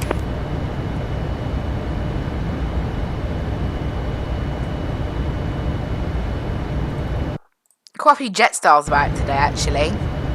Jetstar 436 is on 135.6 and ready to copy star clearance. Jetstar 436, thanks. Bernie 1 Alpha arrival, runway 32. When ready, descend flight level 250. Bernie 1 Alpha arrival, runway 32. When ready, descend flight level 250, Jetstar 436. It's always nice flying in Australia at this time of day, because it is like peak time for their controllers. It's Brisbane perfect for Centre, me. Julia Golf, leaving flight level Absolutely 380 perfect. for flight level 250. Charlie Juliet Golf.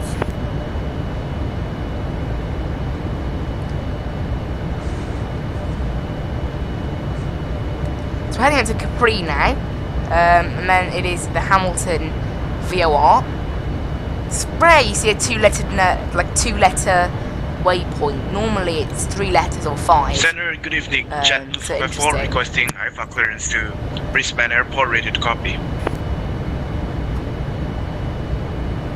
JetBlue 554, squawk code 3622. You can report when you're airborne for the remainder of your airways clearance. There is no reported IFR traffic.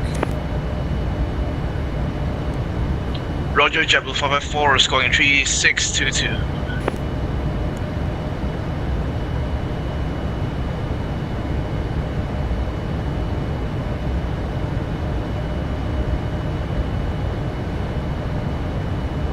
Looking quite nice outside. We should be able to look at the route data and it'll tell us what time we're going to be at the Hamilton VOR in comparison to what this is saying. So you can see initially it was like 9:07 REA, it's now 9:09. So it has cost us a few minutes, that wind data not being there. So yeah, I will make sure to update the plane and hopefully that'll fix it. I'm really hoping it will. It should. But yeah, because that'll fix up a few bugs, including obviously the infamous weather radar. Because I have always noticed that, you know, even when it's quite cloudy, very little appears on here. So I thought there may have been a bug, but I wasn't sure. Because you can't really point it out for certain. You can't tell yourself how bad the weather is, can you? So, you know, obviously some clouds are full of weather, other clouds are okay to fly through. So you wouldn't have known, but yeah. Because it has always been a little bit dodgy, the weather radar. We'll set auto brakes too as well, ready for landing. We may as well do that. You know, I haven't really got anything else to do right now, have we? We've still got quite a while till descent. Probably, what's that? About 40 minutes, and then about an hour to go to Cairns. That probably will extend a little bit because obviously I wasn't able to put in the wind data. I'm not doing it manually for each waypoint, because it's going to take forever. I mean, and this is one of the shortest flights in terms of number of waypoints. Like, it's got one of the least waypoints, so pretty crazy, really.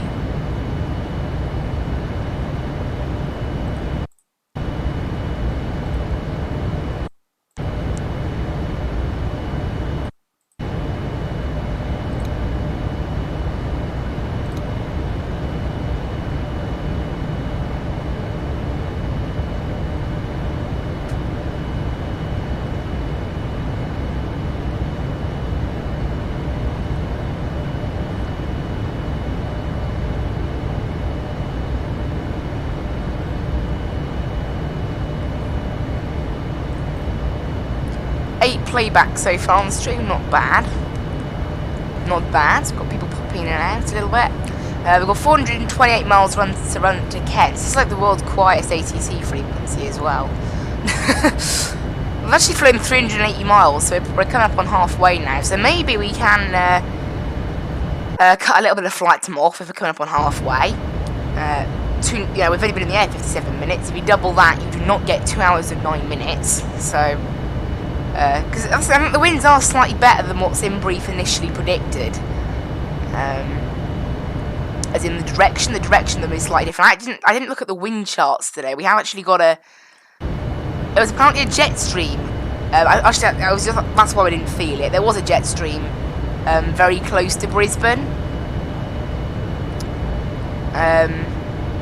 But obviously it didn't really get to us because of the where it was. It was like, at that point on the route we weren't even in the air yet. We were in the air, but we were probably at like 10,000, 20,000 maybe. It took us quite a while, if you remember, to get all the way up to 400. So there was a jet stream with some quite high winds, massive crosswinds, but it was all fine for us.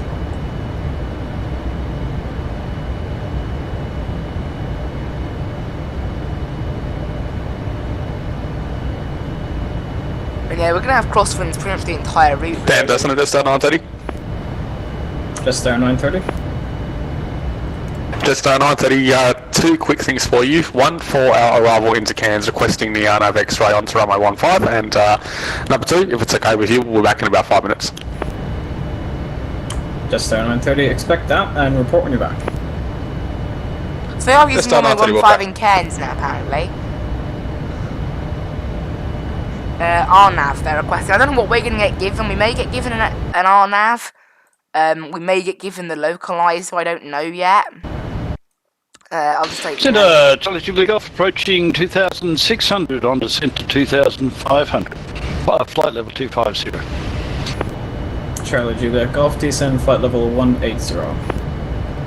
Down to 180 for Charlie Juliet Golf. Got 100 miles to the Hamilton VOR. We're coming up on halfway now, so yeah, 2 hours and 9 minutes. I think this flight may be close to the 2 hour mark. Maybe.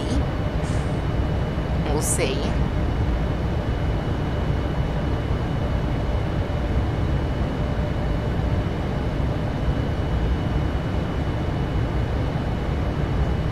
Also, I got F1 2020 on the PC, but I don't think I'm going to make any content on it, because I've started my team, and I'd rather just, like, get on with it without streaming it. It's not really, like, the best game. Generally, it's a good game to make videos about, and then edit it all together to, like, highlights and things. That's what makes... Because generally, I mean, just going around on a race can be boring. I mean, saying that, I say that about Flight Sim. But Flight Sim, generally, I don't like cutting out at the middle. Flight Sim is a perfect thing to stream. We could potentially do racing, but... I don't know, if any of you guys want to see F1 2020 stuff, and maybe... the game runs pretty well, descend flight level 130. I reckon it would be okay to Decent stream. Flight level 130, just stuff 436.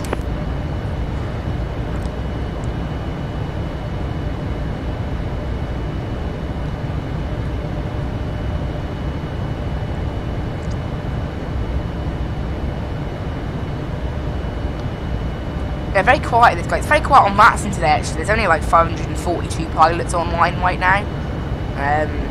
So not massively busy. It has been a lot busier previously, at least. I'm just scrolling over... I'm just scrolling over New Zealand, and there's a plane in the air, 737, call sign KFC. Its call sign is Colonel. Really? Operator, Kentucky Fried Chicken. Oh, wow. That's great. I don't know why, but I just find that hilarious. That someone has gone online, on Vatsim, and their call sign is Colonel, and their Kentucky Fried Chicken Airways. That's great. I don't know why that just made me laugh, but it just does. Someone's actually gone on Vatsim as call sign KFC. That's great. It's like someone's showing up on Vatsim and calling themselves McDonald's. It's just like, what? It's quite funny. Have a look if there's any of the fellow Skyways on the network. Yeah, there's quite a few. There's one going Ibiza to Barcelona, Exeter to Edinburgh, Edinburgh to Schiphol, Amsterdam. Charlie Juliet Golf, descend flight level 130. And then obviously Oz. Down to flight level 130 for Charlie Juliet Golf.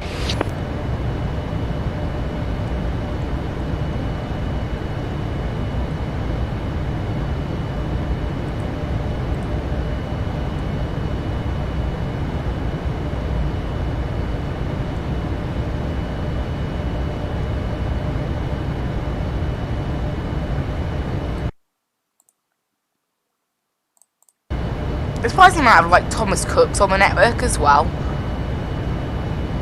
That's another one that surprises me a little bit.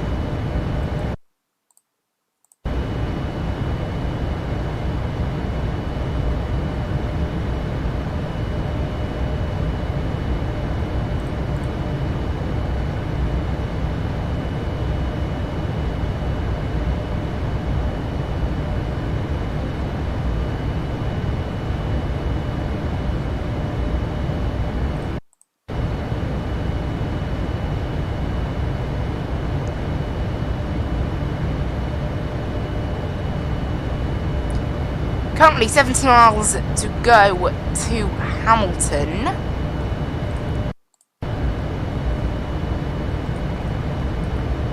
Hour and 3 minutes into the flight now. I don't know why, I think, apologies if I'm not talking quite often. I'm actually struggling about things to think about. We're over the sea right now, actually. I didn't notice that. Previously when I did this route, it wasn't over the sea. It must be because, like, one in each direction, obviously. Cairns to Brisbane, Brisbane to Cairns, slightly different routes. Obviously about. Looking quite nice. I do like the clouds on the Topa Sky livery. Like, it's quite nice, I think, that you've got clouds on an airplane livery. You see what I mean? They are called Topa Sky. Maybe that's why it's there. I don't know. It's a nice little livery. I wish I could do like more flying around the US as well, but as I said, I mean, it's pointless me flying around the US because look. No ATC, no center controller in the whole of the US right now. So, like, what's the point? You know, I'm never ever gonna get any ATC, so it's just pointless. You know? JetBlue 454 airborne. It's almost like there's an event going on over in Melbourne. It's packed with like packed with GA and things. Squawk ident.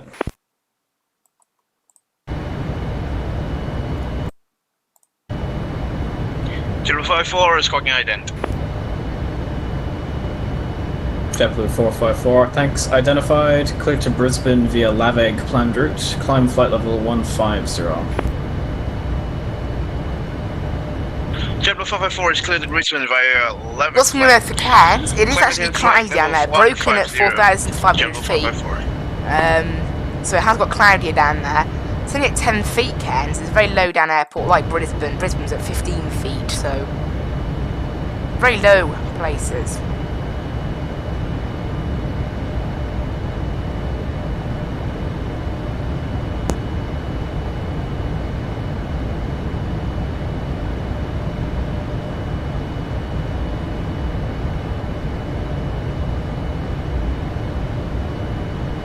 Jetstar 930 back. Jetstar 930, welcome back. Start clearance available. Go ahead, Jetstar 930. Jetstar 930, Apollo 8 Zulu arrival, runway 15. When ready, descend flight level 250. And Jetstar 930, any chance we can take the Apollo 8 X-ray for the RNAV X-ray? Sorry, I wrote the approach down wrong. Recleared Apollo 8 X-ray, runway 15. Thanks very much. Apollo 8 X-ray arrival, runway 15, when ready by the start descent to flight level 250, Jetstar 930. It's quite loud, that Jetstar 930, actually. So we'll probably get star clearance quite soon then. I'm liking all the stars. You can see all the stars. 436 maintaining flight level 1. I wonder if they're like real stars, or is it just made up? 436, descend 9000. Is it like a set texture? 1014. It probably is actually. Descend 9000. I don't know whether does Active Sky have any input on things like stars? Like, as in the clouds. It's weird saying stars when flying an airplane and not meaning the approach procedure. Charlie Juliet Golf, descend 9000, QNH 1017. Kind of quite funny, really, but. No. Down to 9,000 at QNH 1017 for Charlie Juliet Golf. Down there is McKay. Town City, I don't know. 36 correction, QNH 1017. Big enough to appear on the map. QNH 1017, that's Star 436. The city texture literally goes right to the edge of the ocean, look. I bet there's a beach there or something in real life. I bet it doesn't look like that. Oh, whatever.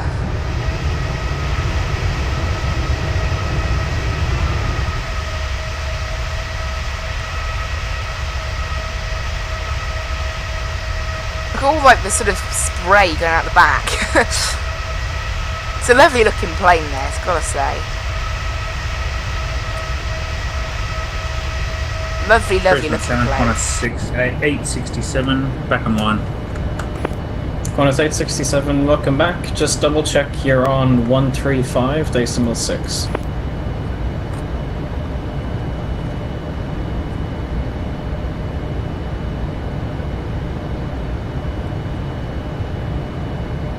Brisbane Center Qantas 867 with you on 135.6.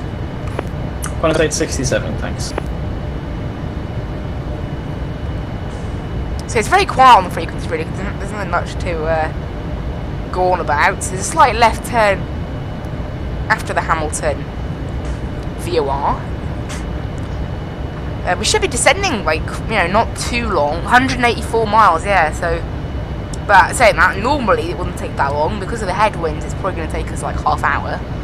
Because weirdly, the ETA hasn't actually been that far out, despite us not putting in the winds. It's actually been stabilised around the 948 to 950 area. It has gone, so it's probably changed by about 1 or 2 Juliet minutes. Golf, descend via That's star not too bad. 5000, runway 01 right, expect ILS approach. Down to 5,000, expect ILS approach from runway 01 right for Charlie Juliet Golf. That plane's landing down in Brisbane. Brisbane Santa, good day, sir. Jetstar 754 is with you, flight level 370. Jetstar 754, Brisbane Center.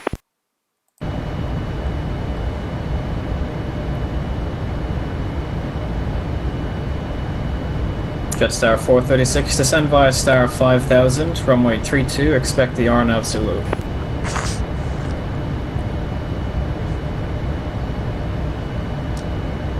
So again, for Jetstar 436.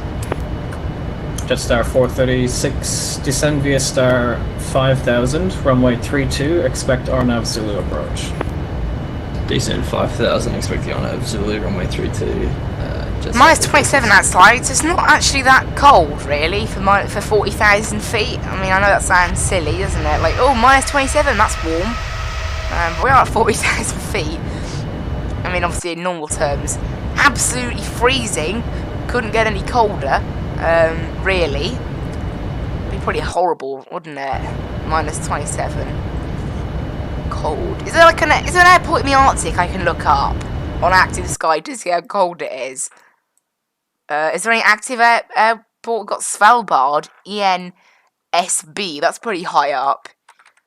Yeah, right now it's 9 degrees there, though. That's Longyearbyen Airport. JetBlue 554, star clearance available. Northern airports.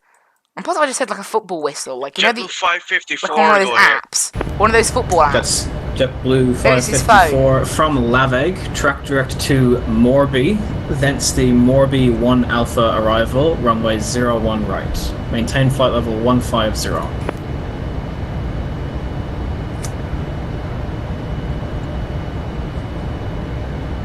After levy, track direct to levy 1 Alpha arrivals at runway 01 right.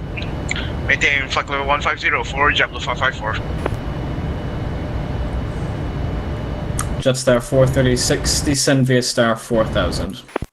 Descend 4000, Jetstar 436. Charlie Juliet Golf, descend via star 4000. They will probably get our star clearance probably about 20 to 30 miles, I should think. For Charlie Juliet Golf. And they do tend to give it quite early sometimes, which would be nice. I don't know, it depends on what we end up doing. But yeah, I'm positive that Jetstar got its clearance roughly at the same time, didn't it? I think. And they are using runway 15 now as well. In fact, he's already edited my flight plan. I can see, because if you click on Vatsim, you can view what your current flight plan is, and the controllers edit it based on like what they want you to do. So that other controllers, if they should come online, can see what you're doing. He's given me Apollo 8 Alpha for runway 15, which is already what we've planned. That's not what I put in. That's not the flight plan I initially filed. He's probably changed it 2 or 3 times really since I started the flight, because it happens. It's very common that it always happens whenever there's a controller online. They like to say what runway you're using. So by the looks of it, we're going to get given the localizer Zulu.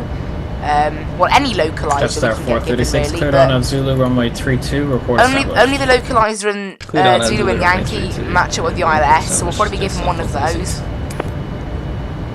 Meaning there's no changing, so we will get given a star clearance in a moment, I should think. For the 8 Alpha arrival, I think, anyway, as long as it doesn't go changing it. Last minute for whatever reason.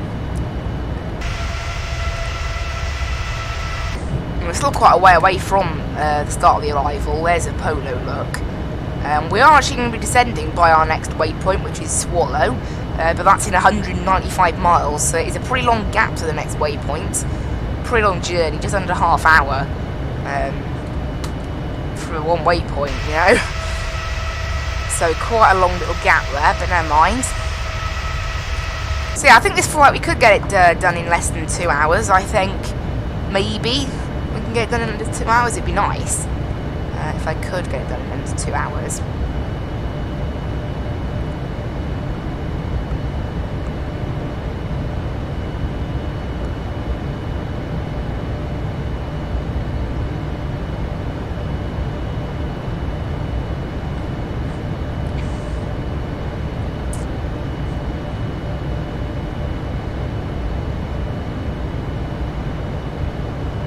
I've just noticed, I think all of these planes have actually got New Zealand registrations, because VH is Australia, so yeah, they've got a Z, this one's ZK Bro, we're meant to be flying today with ZK Tot. They've all got names. I'm not exactly sure what Tot is, I don't know, like toddler maybe, like that sort of thing, or Bro, I'm guessing it's just like Bro. And I can look at the fleet then on Fly UK. I'm actually quite interested now, I've only just noticed. A lot of them do make words, so I want to see if they all do, or whether it's just some of them. Because they've actually got a list of all their planes, so I can have a look. Here they are. Oh, they don't all make names. Charlie Juliet Golf, descend via star. They don't all make names. It's only Bro that makes a name. Down to 3,000 via the star for Charlie Juliet Golf.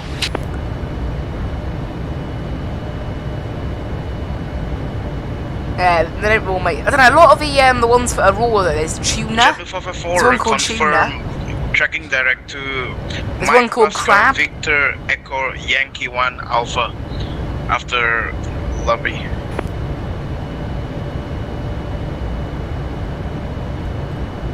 So there are a fair amount of them. We'll probably get a star clearance sooner or later. I'm still waiting. 454 after Laveg, it's direct Morby. That's Mike Oscar Romeo Bravo India.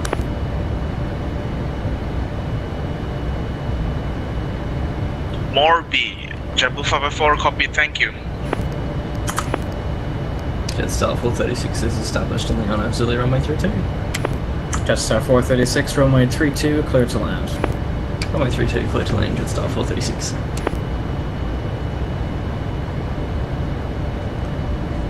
So our speed at the moment, we're still doing like 425 knots, so we're doing about 10 knots more than that Jetstar ahead. I'll look at our ETAs now actually, so about 15 minutes behind the Jetstar apparently. By the time we reach Cairns.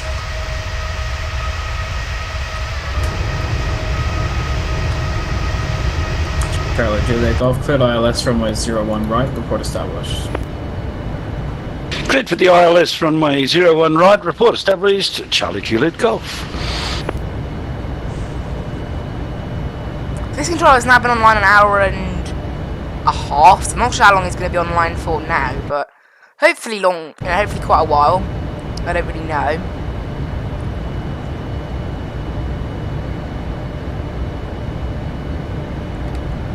Not long left to Cairns now, I don't think. Just 284 miles. We've flown 524 today. Not long until our descent. Just 120 miles now. I'll just run the sort of landing performance again. So copy FMC data. Our landing weight has changed slightly. Stations Brisbane information. Charlie changes wind 010 degrees 5 knots. Cav OK. That's changes Charlie. Copy Charlie, Charlie Juliet Golf. Perfect, there we go. So just run that through. calculate our VRS speed has actually slightly changed. It's still going to use auto brakes to send output, send to FMC, and that will be what the landing data we then use for arrival. So you can see there, 140 knots now. Our landing speed, it's dropped a little bit as our landing weight has dropped because we're planning to use more fuel, I think, than we were initially planning to use, thanks to these headwinds. Obviously, hopefully, once I delete this plane, that active sky weather request will just work. Centre, Brisbane Centre, Charlie Julie Golf, established ILS, runway 01 right.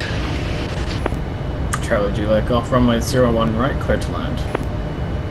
Clear to land, runway 01 right, Charlie Juliet Golf.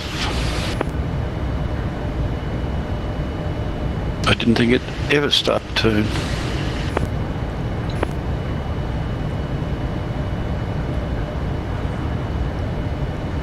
It's very cloudy down in Cairns. Cloud's currently broken at 4,500 feet. We should get star clearance really about now, I should think. Maybe 250 miles from Cairns or something, I don't know. Because right now, direct distance to Cairns is 236 miles. Obviously a little bit more than that for actual distance.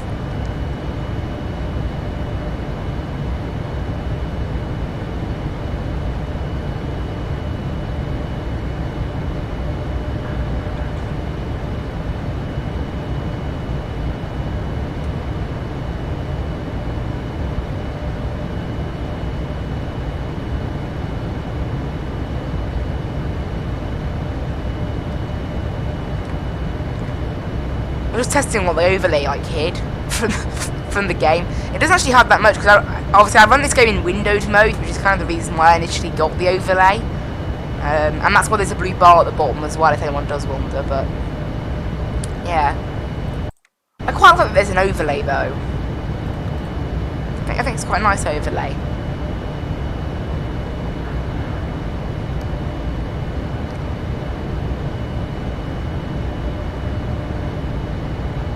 Is that cloud down there? Jetstar 436 is that might be cloud actually, yeah. That's crazy, look, suddenly. No cloud, thick Jetstar cloud. 436, taxi to the back. Taxi to the back and request to cancel Starwatch. Jetstar 436, Starwatch terminated. Jetstar 436.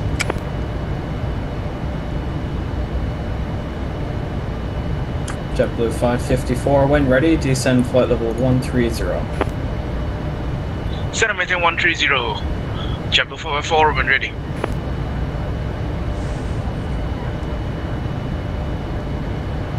So yeah, I don't know, we'll probably get star clearance pretty soon. We haven't been given it just yet, but yeah. Only 95 miles to our descent now, so not far. JetBlue 454, could we request for radar vectors for arrival, as we don't have Morbi in our flight management system. JetBlue 454, correction, JetBlue 554, no worries, from Lavig, expect vectors ILS runway 01 right. For runway, expecting vectors for runway 01 right, JetBlue 454, thank you. Someone's got an old air rack there. I think this air rack currently expires on the 15th, I want to say. The current one. Can I view it? Skyway 6029er, star clearance available. Skyway 6029er, ready to copy. Skyway 6029er, Apollo 8 Alpha arrival, runway 15. When ready, descend flight level 250. Apollo 8 Alpha arrival for runway 15, and when ready will descend flight level 250, Skyway 6029er. Okay, we've been cleared down to 250 when ready. It's not going to be for 87 miles yet though. And we've been cleared the Apollo 8 Alpha. Localizer Zulu 15 I'm currently using at the moment. And the Apollo 8 Alpha. So yeah, everything's all in the FMC. It's what I initially planned anyway. I'll do a quick look at the chart. It's not really anything special on the chart. The chart doesn't even support moving maps for Cairns, but it's a very short arrival. Like, it literally starts at Apollo, and then just head straight to Sunny pretty much, along a little curve, and then Sunny. At Sunny, that's where the approach starts, basically, and then we go on to the localizer. We head from Sunny at 3,700 into CF15. It should be. Oh, I forgot. We're not doing that, are we?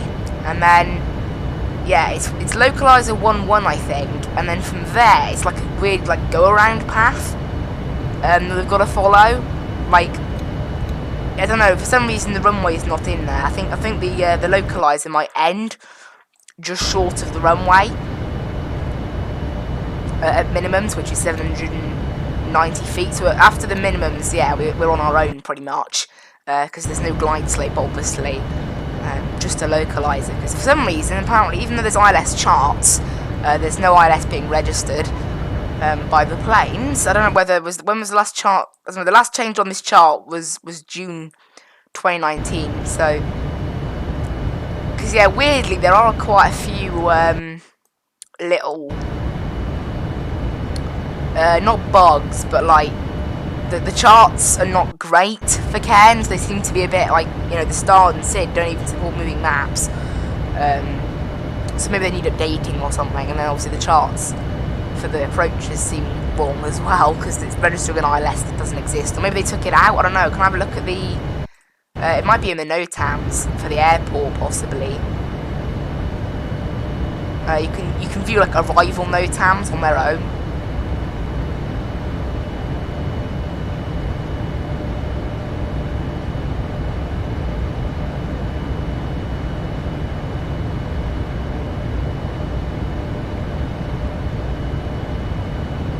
I don't think it really says in the thread. Jetstar 930, leaving flight level 340. No, it doesn't really say anything about anything we need to know. I'll have a look now. For Cairns, no, nothing really interesting there. Jetstar 930, thanks. Yeah, I don't know, according to the approach procedures for... Oh, this is for Brisbane, yeah. For Cairns, there's actually no... JetBlue 554, fly heading 155, descend 9,000, QNH 1017. JetBlue 554 is flying heading 155, descend maintain 5, correction, 9,000. Please repeat the QNH, apologies. JetBlue 554, no worries, QNH 1017. QNH 1017 for JetBlue 554, thank you. What? I just looked at the airport NOTAMs. It says NOTAM J2439/20. Daily 1900 to 2100. Increased animal hazard. Flying foxes. Requesting parking to gate 16 via I want to find that out Alpha now. 4, if I may, please, sir. Charlie Juliet Golf, I want to find what that is wherever now. you like. It's a megabat. Juliet Golf. Apparently it's a megabat. Like fruit bats and things. They're types of bats, basically, but for whatever reason they're called flying foxes. That's great, seeing that on the note tab. Increased animal hazard, flying foxes. Obviously that's not simulated in the sim, unfortunately. That's the ones why they even put NOTAMs like that on sim brief, because like it's not real life. It is a sim. But yeah, it's pretty funny. In fact, it does say there, ILS glide path, runway 15 not available. Runway 1533 not available due to runway work in progress.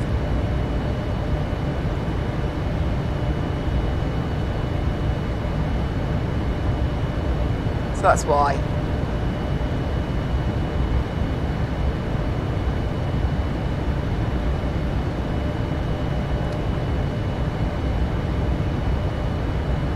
JetBlue 554, descend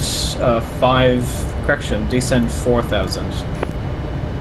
Descend and maintain 4,000 feet, JetBlue 554.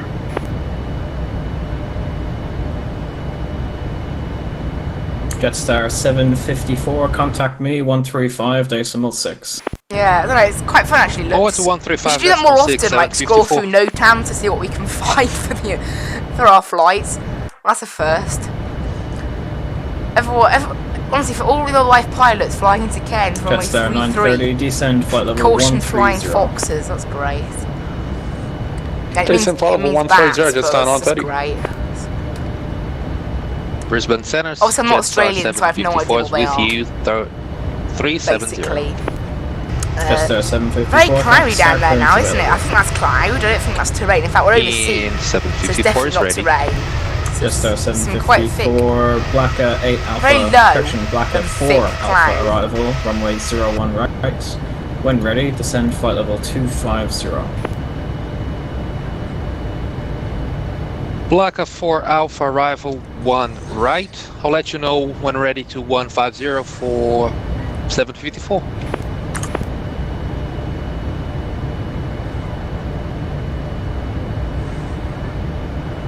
Right, top of the setting is in just 40 nautical miles now. This flight's gone pretty quickly, actually.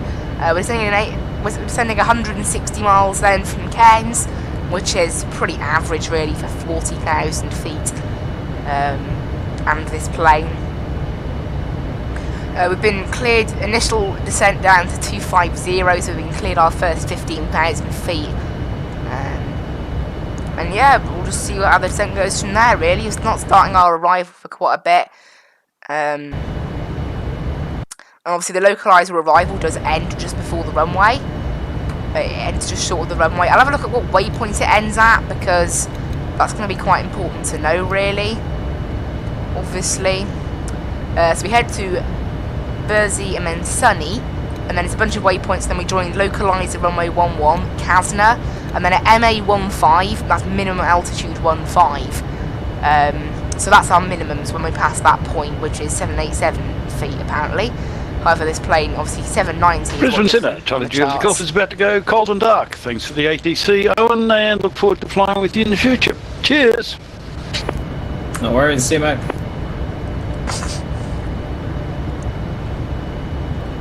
JetBlue 554, turn right, heading 180. Turning right 180, JetBlue 554. And JetBlue 554, descend 3000. Descend and maintain 3000, JetBlue 554.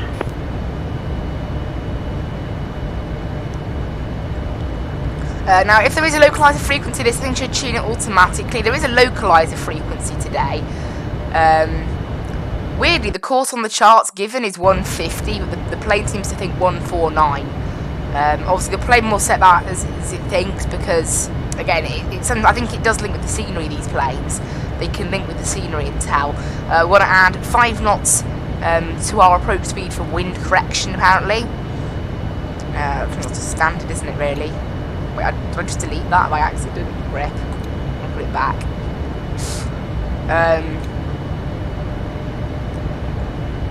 Currently we're in cruise thrust limit, look, and you can change a bunch of the thrust limits. Even though we're not actually sticking to those thrust limits right now, we're way below them. So there's no need, even if we did raise the thrust limit. It's quite weird having like 2 pages that are the same next to each other, look. Probably just me, that, isn't it?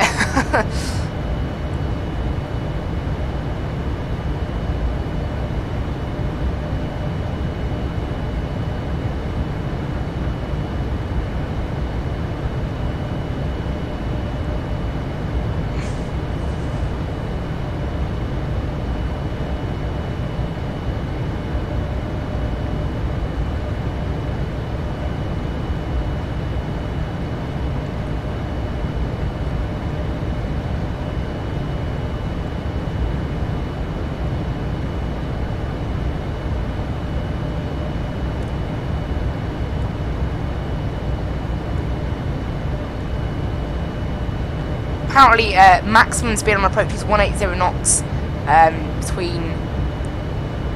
from 1,000 feet on approach, below 1,000 feet.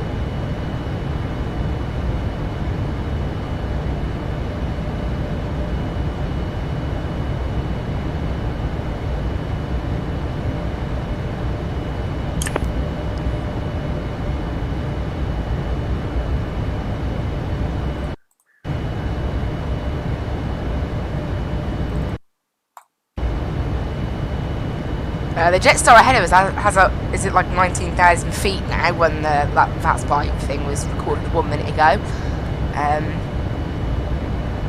Also, I don't think it is minus 27 outside. I think that's the actual air temperature there, minus 57. Fuel is minus 33. That's why you never want ice in the fuel. It's very cold, doesn't it? You never want water in the fuel. Make sure that doesn't freeze. Minus 33 is cold. That's some cold fuel. However, somehow the oil temperature is still 91 degrees. So it still manages to be boiling.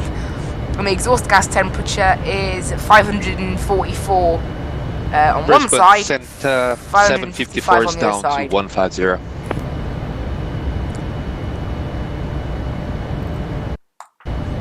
We're going to be descending just 754, thanks. 5 Just double miles. check, that's flight level 250. Okay, so it's 25. Sorry, I heard 150. So I'll keep 250 for now. 754. Just 754, no worries.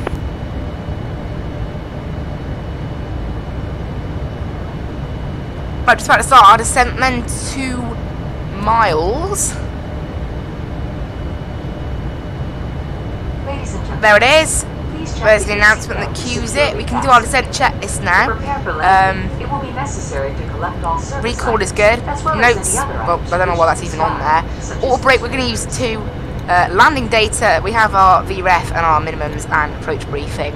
Well, there's no one else to talk to. Altimeters, a set on approach. We'll just do that. Remember, transition altitude is 11,000. I'll pre-tune the QNH now, which is 1014, yeah? Yeah. Jetstar 930, descend 5000, runway 15, expect RNAV X-ray. Okay, descend by the side of 5,000, runway 15, just on. So down we go about 2,000 feet per minute right now, maintaining. I don't know what we're going to be maintaining later on, but that's... JetBlue 554, turn left heading 070, cleared ILS, runway 01 right, report established. Turning left 070, cleared for ILS 01 right. We will report and establish JetBlue 554. So yeah, we've descended 2,000 feet already, just... Okay, we've reached our descent point then. This flight hasn't taken too long, has it? Hasn't been too long, actually.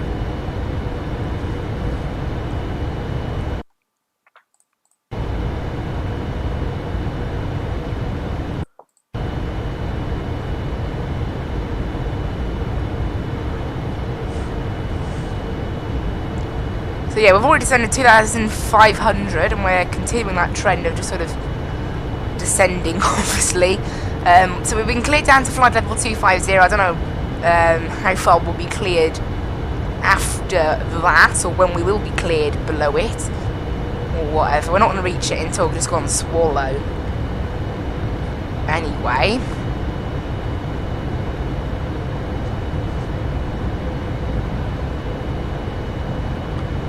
It shouldn't be too long to go to Cairns. 147 miles, no, not that long. We're actually going quicker in the descent because the winds have calmed a little bit at this lower altitude. So maybe we should have cruised at like 360 then. I mean, according to... I'll put in now 360 and see what it makes of it. Yeah, this thinks our flight would have been quicker. What? So when I put in 400, an Active Sky told me it was the best cruise altitude. Jetstar 930. Oh, stand by. Oh, now it does say more favourable winds at 360. But when we planned the flight, that wasn't the case. Right now, the flight time should be 2 hours and 3 minutes. So the winds have changed a little bit, I think. But yeah. And that's an Jetstar 930. Jetstar 930, stand by 1.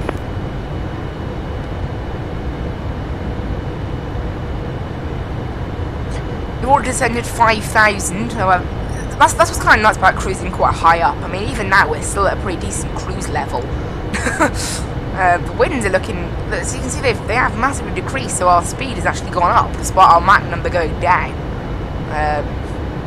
Jetstar 930, apologies, descend 4,000.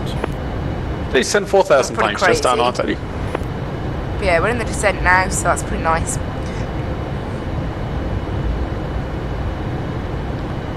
Going down. Fuel's looking good. I'm not going to run out of fuel, which is good. I'll take down the range on here because it's just a mess of waypoints, which we don't want. We don't want a mess of waypoints, do we? Because, like, whatever it is, basically, whatever the range says there, it doubles it on the VSD. So we don't really want that. It looks like, I don't know, for some reason, it looks like the plane's almost like going to, oh no, it doesn't. I thought it was going to shout its descent path to barrier for some reason, but no, it's all fine. Auto brake is set to 2 for landing. Just making our way down right now. Slowly. We've got another 8,000 feet before we reach our cleared altitude. I might have to request a further descent. Some people have had to do that. But obviously I'm not going to do that until we are actually like steady at 250 and have been there for a little bit. Sometimes controllers do have a reason for just keeping you there, but not often. Especially when there's actually no traffic around. It's probably the main thing. But yeah.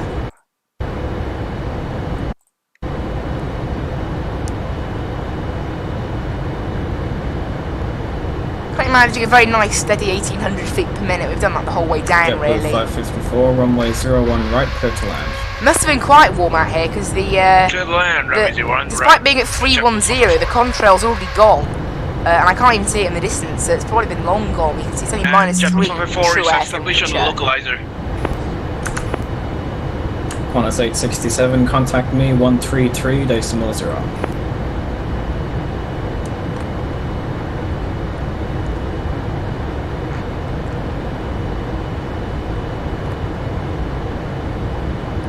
So we're going to fly past the airport and make a left turn and land on runway 15 at the moment. We're only 5,000 Qantas 867, feet contact away me from where we were, 133 decimal 0. from where we're meant to be. At Qantas. Going to 133 decimal 0, Qantas 867.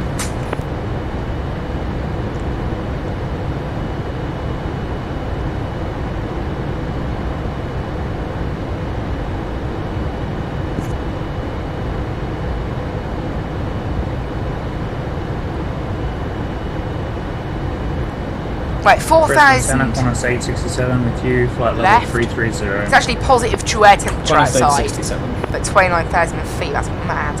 It is a lot warmer in Cairns than it was in Brisbane, to be fair. Jetstar 754, 22 degrees right now 130. in Cairns.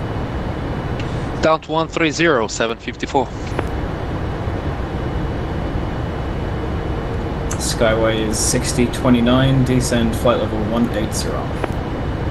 Send flight level 180, Skyway 6029 now. Right, down to 180, we've been cleared then, it's a little bit further, which is nice.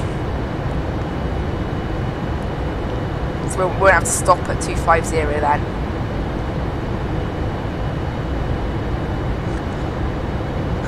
So so far we've descended 12,000 feet from cruise, we just keep going, keep descending. We should only have about 100 miles left now, yeah, 110 miles. So not long to go now. And because we're running the lower cost index, I might not need to use the speed brakes quite as just down much. I-30. Hopefully anyway. Right, we'll turn down the, start turning down the range now on both of these again. So I'm starting to see everything, like, loads. Because unfortunately it's a bit confusing because our go around path actually sort of conflicts with our regular approach because of how it works. It's a bit confusing to look at. You've sort of got waypoints within waypoints almost because it follows the same path but not the same waypoints, which is a little bit silly maybe, but never mind.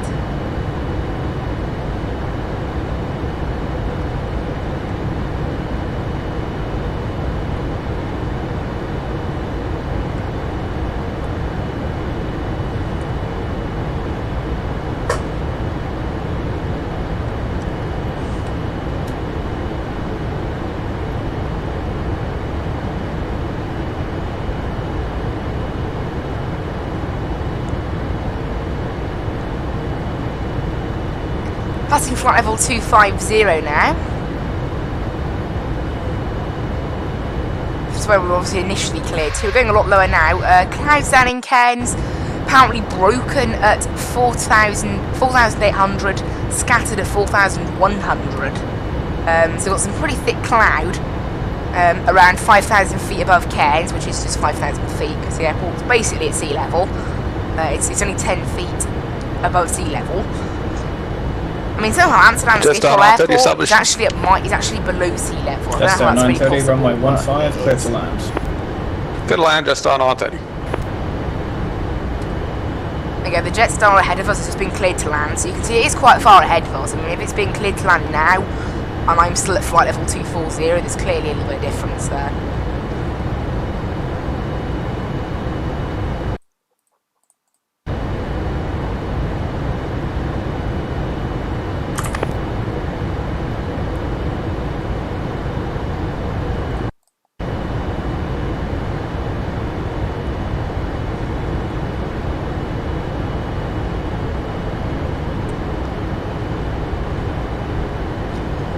Yeah, at the moment, just maintaining a standard sort of 2,000 feet per minute.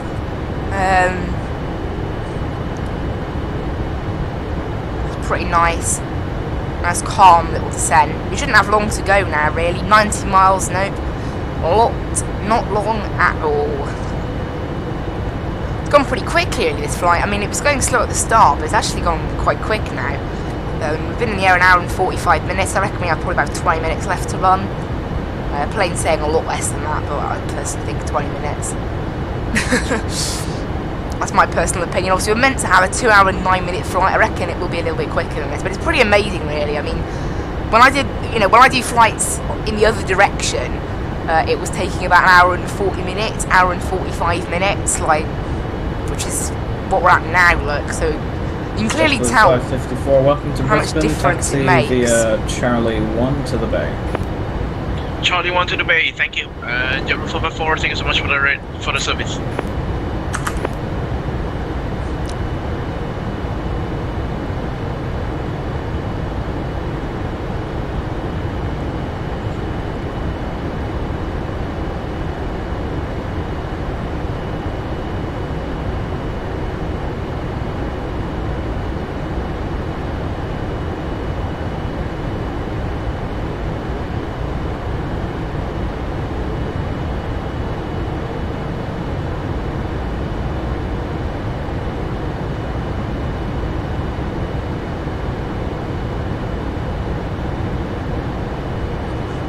Passing 20,000 now, flight level 200. We've only been cleared down to 180, so we haven't received any further descent clearance just yet. Only 80 miles to Cairns now, not far. When it gets down in single figures, you know it's really not far to go. Descent checklist. I don't know, this plane does like doing its descent checklists at 20,000 feet. Obviously, we've all done it because you're meant to do it before you descend, really, or just at the very start of your descent. You're not really meant to do it during your descent. 20,000 feet's halfway through the descent by that point, isn't it? So, I mean, in the US, that's only 2,000 feet above the transition altitude, which is when you do your approach checklist. On a state 67, star clearance available. Well, as in your altimeter setting and things.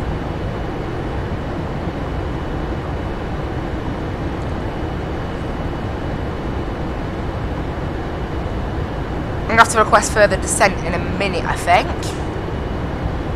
As we have... Skyways 6029er, descend 9000, QNH 1014. Descend 9000, QNH 1014, Skyway 6029er. Right, 9,000 we've been cleared down to now. On us 867, star clearance available. They're literally just in time. Just as we're reaching 18,000. On us 867. Transition level is 11,000, flight level 110 here. Left. When in ready, Australia. flight level 250. It's 100 on the departure, that's the altitude, and the level is 110 all the way down, that is. So, yes. We're coming up to Apollo now. Apollo. Descend via the starboard to spelled Alpha. with a U. Descend to flight level Polo. 250. Apollo. Not like the normal way, like the spaceship way. Stations Brisbane information. Delta changes wind 030 degrees 6 knots. Temperature 16. That's changes Delta for Brisbane.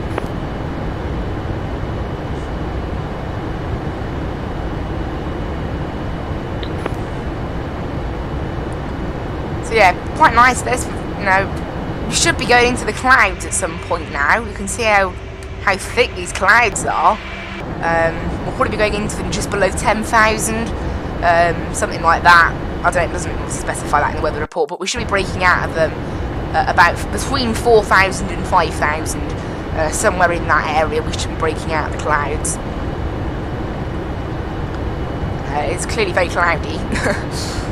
I can see it. There are just down 930 for bay 20. There are a few small little gaps, but you know. Just there 930, taxi to the bay. To the bay, speak to you soon, just star 930.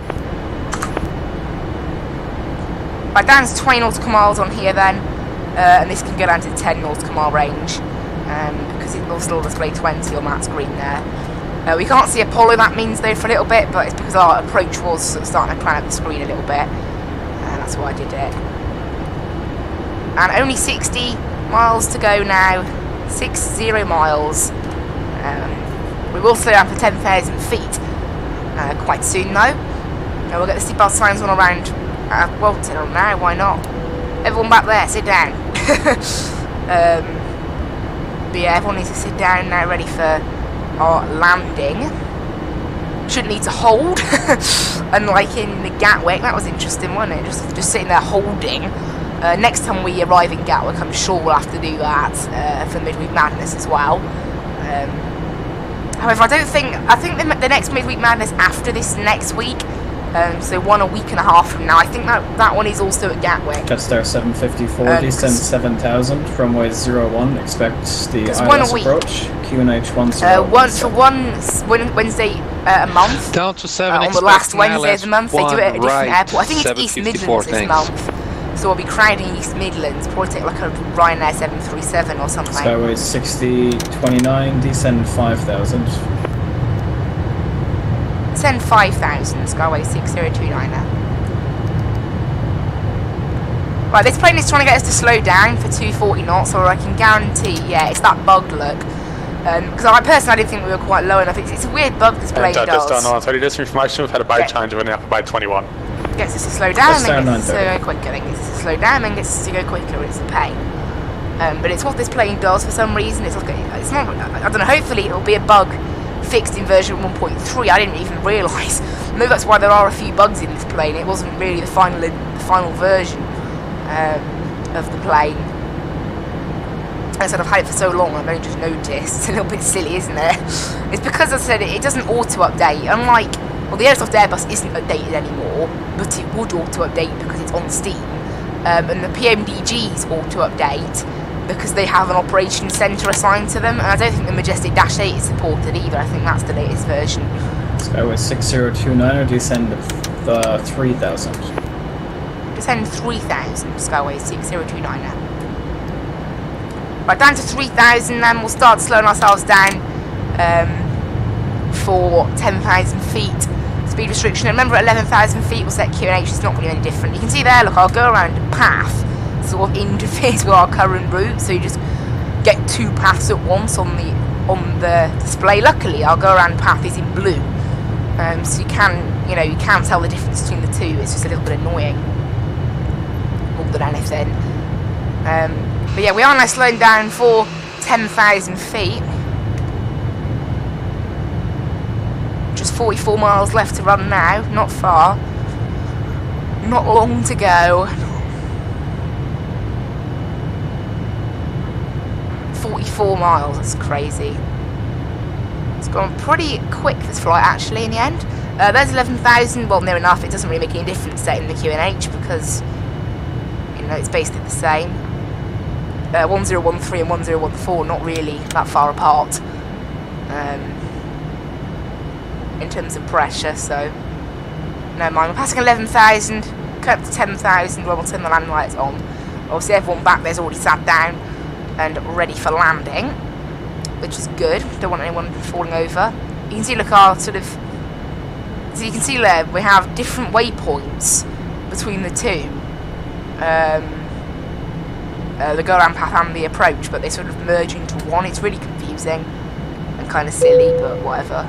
Oh, Skytrack wants us to tune to com. So you can see, look, I didn't have to do this on the overflight.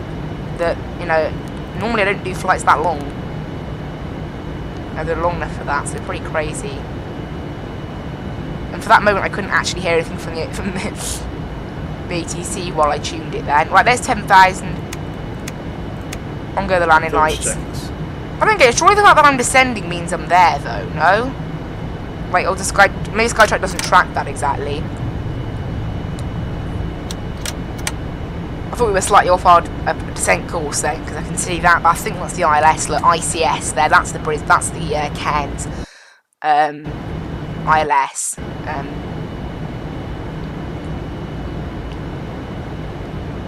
We've been cleared down to 3,000, which is enough to do the approach.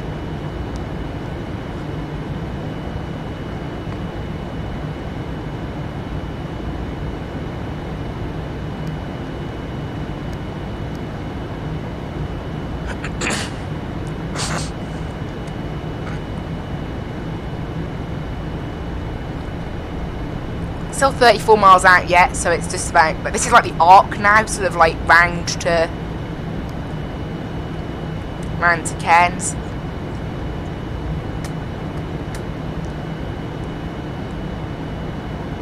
So I think we are just about breaking into the clouds. They're not that thick though where we are currently going through them, I don't think. Not really sure how thick they are.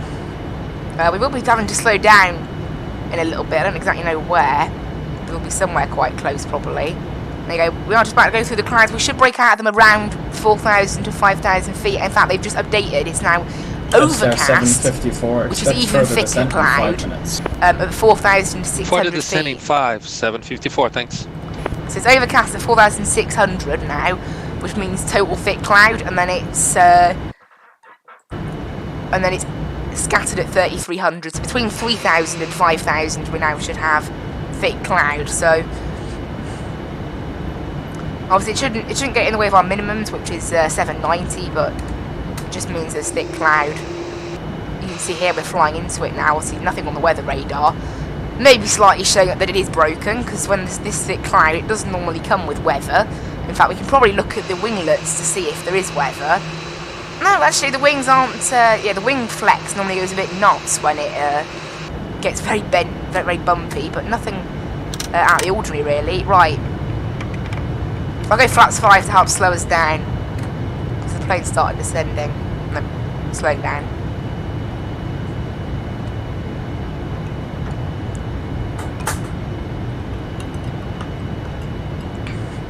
So we're starting to slow down. I'll take the speed manually now. Actually, ladies and gentlemen, we'll go 200 knots for now, probably. Turn all seat backs and tray tables to their upright and stowed position. Ensure all portable. You can see this is a very thick cloud. This. And stow all carry-on. Whoa! In fact, it's so thick I can't even see my own plane in parts of it. So this is going to be one of those like sort of magical times where we just sort of suddenly break through cloud and we're like, what? Skyways 6029, cleared ILS, runway 15 approach, report established. Cleared ILS, runway 15, report established, Skyways 6029. Okay, weirdly, he seems to think there's also an ILS, even the navigraph and the plane are telling me there's no ILS. This confuses me. I'm guessing the localizer is just the ILS then. Maybe. I don't know. I'll arm the approach, and you can see there it is actually thinking about picking up a glide slope. So maybe, I don't know, maybe there is an ILS then, if this is thinking there's a glide slope. So is it one of those weird ones where it's like there's an ILS but the plane and navigraph won't tell you about it, but the frequency is one? Am I not confusing? I mean, if there's, I don't know, this doesn't really make much sense really, does it? I think what it is, in this current air rack, the ILS is actually like out of use, but it's still there. So, and the chart's still there. I think that's what it is.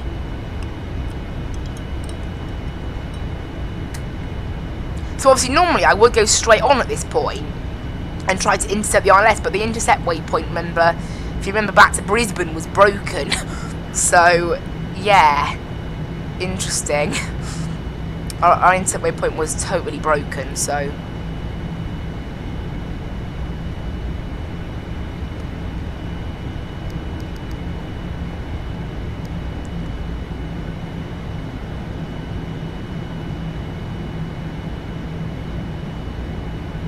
Right, we should now, on the turn to the localiser, intercept the localiser pretty close to it. It's only 5 miles away, so we should intercept it about now. We'll drop to 180 knots now, and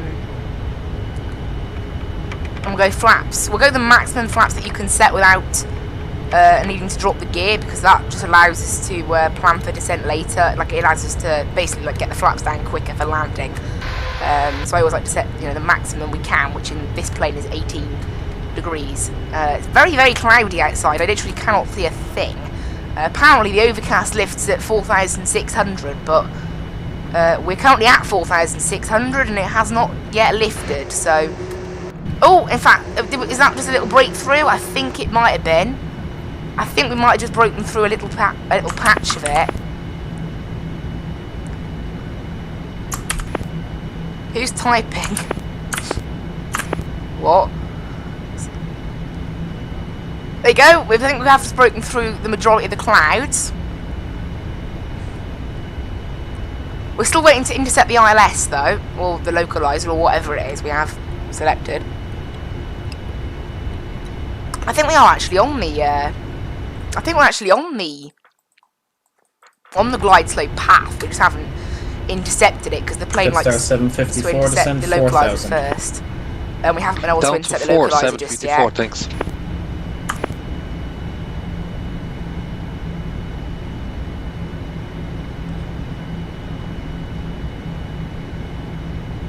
Right, we should intercept the localizer any time now. As this plane starts to turn left, we really should be getting it. There it is, localizer and glide slope. There it is. So you can see there is actually a glide slope, which means, yeah, it's a bit weird. That means since there is a glide slope, we can turn our minimums down to 390. Oh, rip! I accidentally changed the changed the altimeter instead.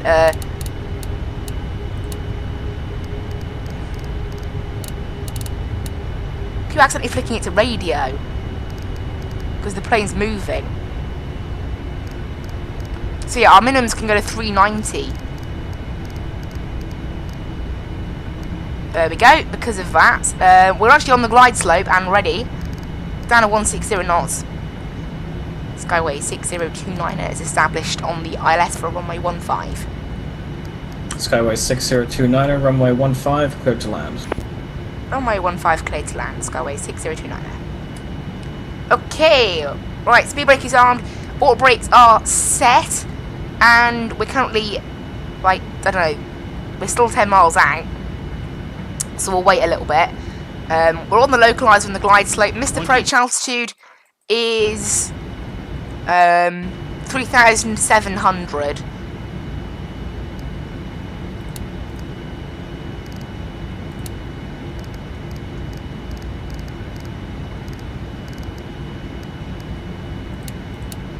So I'll set that now.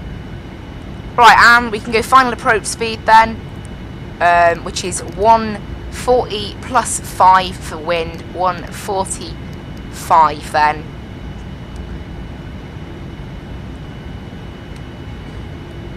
And we're still 7 miles out just yet. We'll wait a little bit.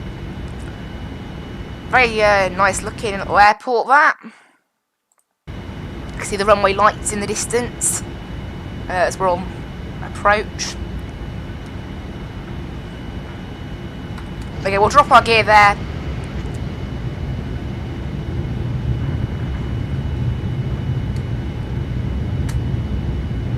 Flight attendant, please be And my gear should be down now, so flaps full. And we should. There we go, my plane. Jetstar 754, descend 3000. Down to 754, thanks. And my throttles. And Let's 867. land this plane. When ready, descend flight level 180. Let's land it. Descend flight level 180, 867.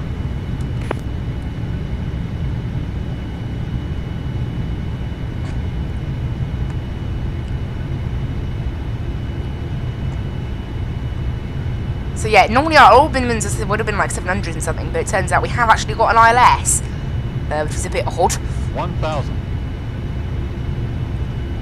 Even though the plane was not registering one. There's 1,000 feet. And we're ready for landing.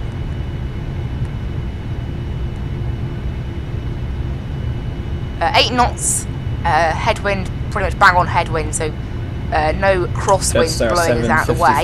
Cleared ILS, runway 01 right, report established. Cleared ILS 1 right. I'll let you know when established, 754, thanks. When I get back on course, we're actually being blown slightly to the left and right here. Just a touch, but not too bad. And we're a little high, maybe. Let's just fix that. Approaching minimum 400 minimums. Continue. 300. Bit of a messed up approach, maybe. There you go, we'll get the plane stabilised. It's almost like there is like a slight crosswind, but there isn't a crosswind, so it's like our plane is. I don't know. Our plane looks like it is slightly not straight. Oh, there you go. We're good now. We're good. 100. 50. 40. 30. 20. And we'll idle the power there. There you go, minus 169. Lovely landing there. Right, and reverses out. Ease the nose down. Any knots, reverses in. We're going to miss. Qantas 867, descend 9000, QNH 1015. At Bori, contact Sydney approach on 124. We'll disarm the auto brakes. We're going to vacate on Bravo 4. Until the captain turns off the fasten seatbelt sign. Hello and welcome everyone to Cairns. Flight time 2 hours and 5 minutes, so 4 minutes quicker than planned. We're going to go ahead and vacate here on Bravo 4. As the contents may have shifted during flight. Qantas 867, descend 9000, QNH 1015. There you go, vacated on Bravo 4. Ooh, a little bit off maybe. Descend 9000, oh, we're okay. QNH 1015. It's a wide plane. Qantas 867, at Bori, contact Sydney approach on 124. And I can get all the lights set up, we'll get off the wing lights and everything like that now. Contacting Sydney approach at 124. Why are the taxi lights on? I never turned them on. 867. I must have just done it that second. Right. Skyway 6029 vacated runway 15 on Bravo 4. Skyway 6029, thanks. Taxi at your discretion to the Bay of Choice. Taxi to the Bay of Choice and thanks for service today for Skyway 6029. No worries. Okay. Right, we'll taxi ourselves round to the heavy gates of the international terminal. Just we'll take gate. Stand by. We'll take gate 4.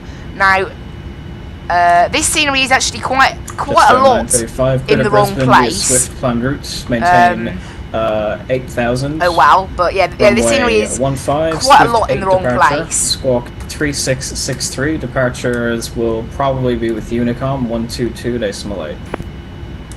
Thanks very much. Clear to Brisbane via Swift flight planned route. Swift 8 departure climb via City 8000 K3663. Departures 1228 Bay 21. See that plane's in the middle of nowhere for me. 35. Because unfortunately that's how it is.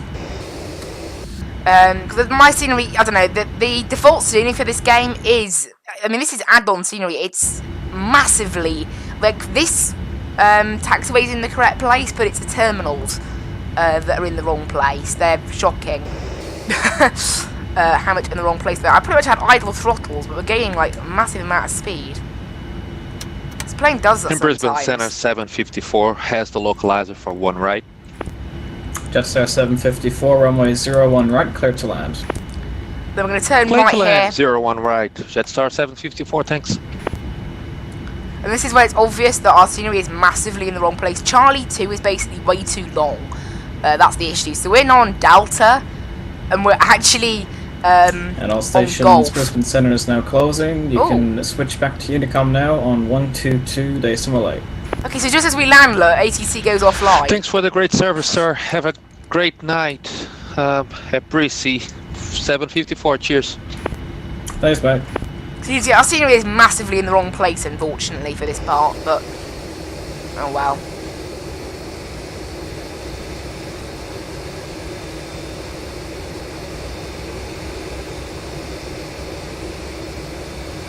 I don't know why this is one of the worst sceneries for being in the wrong place. Like, it is massively. Unfortunately, there's no other alternative option really. Right, we'll turn to the right now. Brisbane Centre is actually closed now, so we'll go ahead and well, there's no need to tune Unicom actually. It's fine since we're at the gate already. Yeah, that's pretty good timing. The control's online for 2.5 hours in the end, so not bad. This is a heavy gate, so we shouldn't end up inside the marshaller, but, you know, you know what it's like.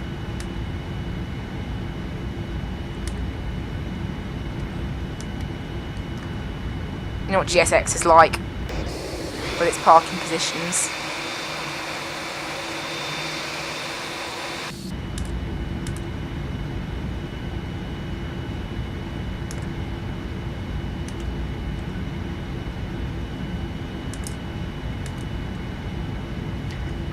There we go, we're on course now, we're good. Oh, I accidentally turned on the reverses then. AP should be on and good, yep. So we can cut.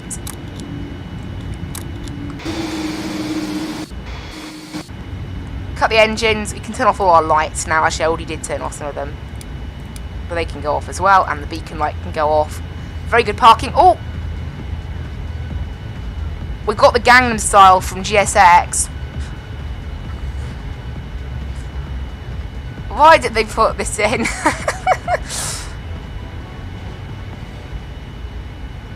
Master's happy. Oh dear. That's great. I love that they put that in. Right, external power can be turned on. We can get rid of the APU. Oh, that's so funny. Right, fuel pumps can be turned off. Oh my word, it just makes me laugh every time. Anyway, it doesn't always happen, obviously. So when we get perfect parking. But oh, when it does happen, it's absolutely hilarious.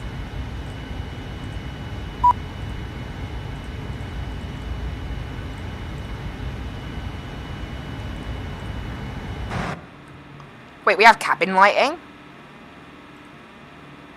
Oh, we can't really see it from the outside that much, but yeah, look. Oh, we should turn that on night flights from now on. I did not know you could do that. I didn't know I had control of that. Ooh. I've got lights on the outside that we can flick on as well. Okay, from now on, I'm doing that. I did not know that was a thing. But there we go. We'll go ahead and disconnect from Vatsim. That was amazing. You know, controller just went offline as well immediately as we finished. So, perfect timing, really, for us. May as well just go back onto Unicom now, because why not? That is it, really. That is as finished for today. Bit of a longer flight than planned, but that's because I did forget that headwinds were a thing. I mean, if you go in one direction, you have massive tailwinds. Generally, in the other direction, you have massive headwinds. Hello in the chat. Fortunately, literally just finishing the stream. I hope anyone who has watched did really enjoy today and consider subscribing for more. Obviously. What YouTuber would I be if I didn't say like, comment, subscribe? That's what every YouTuber does, right? Oh dear. But yeah, only 5 away from that magical 100, so we can do this. We can do this. Color Factory's already beaten us to 100, but we can still do this. Anyway, thank you guys so much for watching. I hope to see you in the next one. I'll make sure to get my quality wings plane updated now. That is it from me. Go ahead and finish. We flew 807 miles today, which was pretty much planned distance, really. 807 miles. We can go outside now. And we'll turn off active sky as well. We don't need active sky. FPS will probably go soaring now. Yeah, we've just gained about 5 FPS from disabling active sky at least. So, you know. Active sky is definitely part of the poor FPS, but, you know. Thank you guys so much for watching. I hope you really enjoyed. I will leave you with the background music and the end screen. And enjoy the rest of your day. And from me, bye-bye!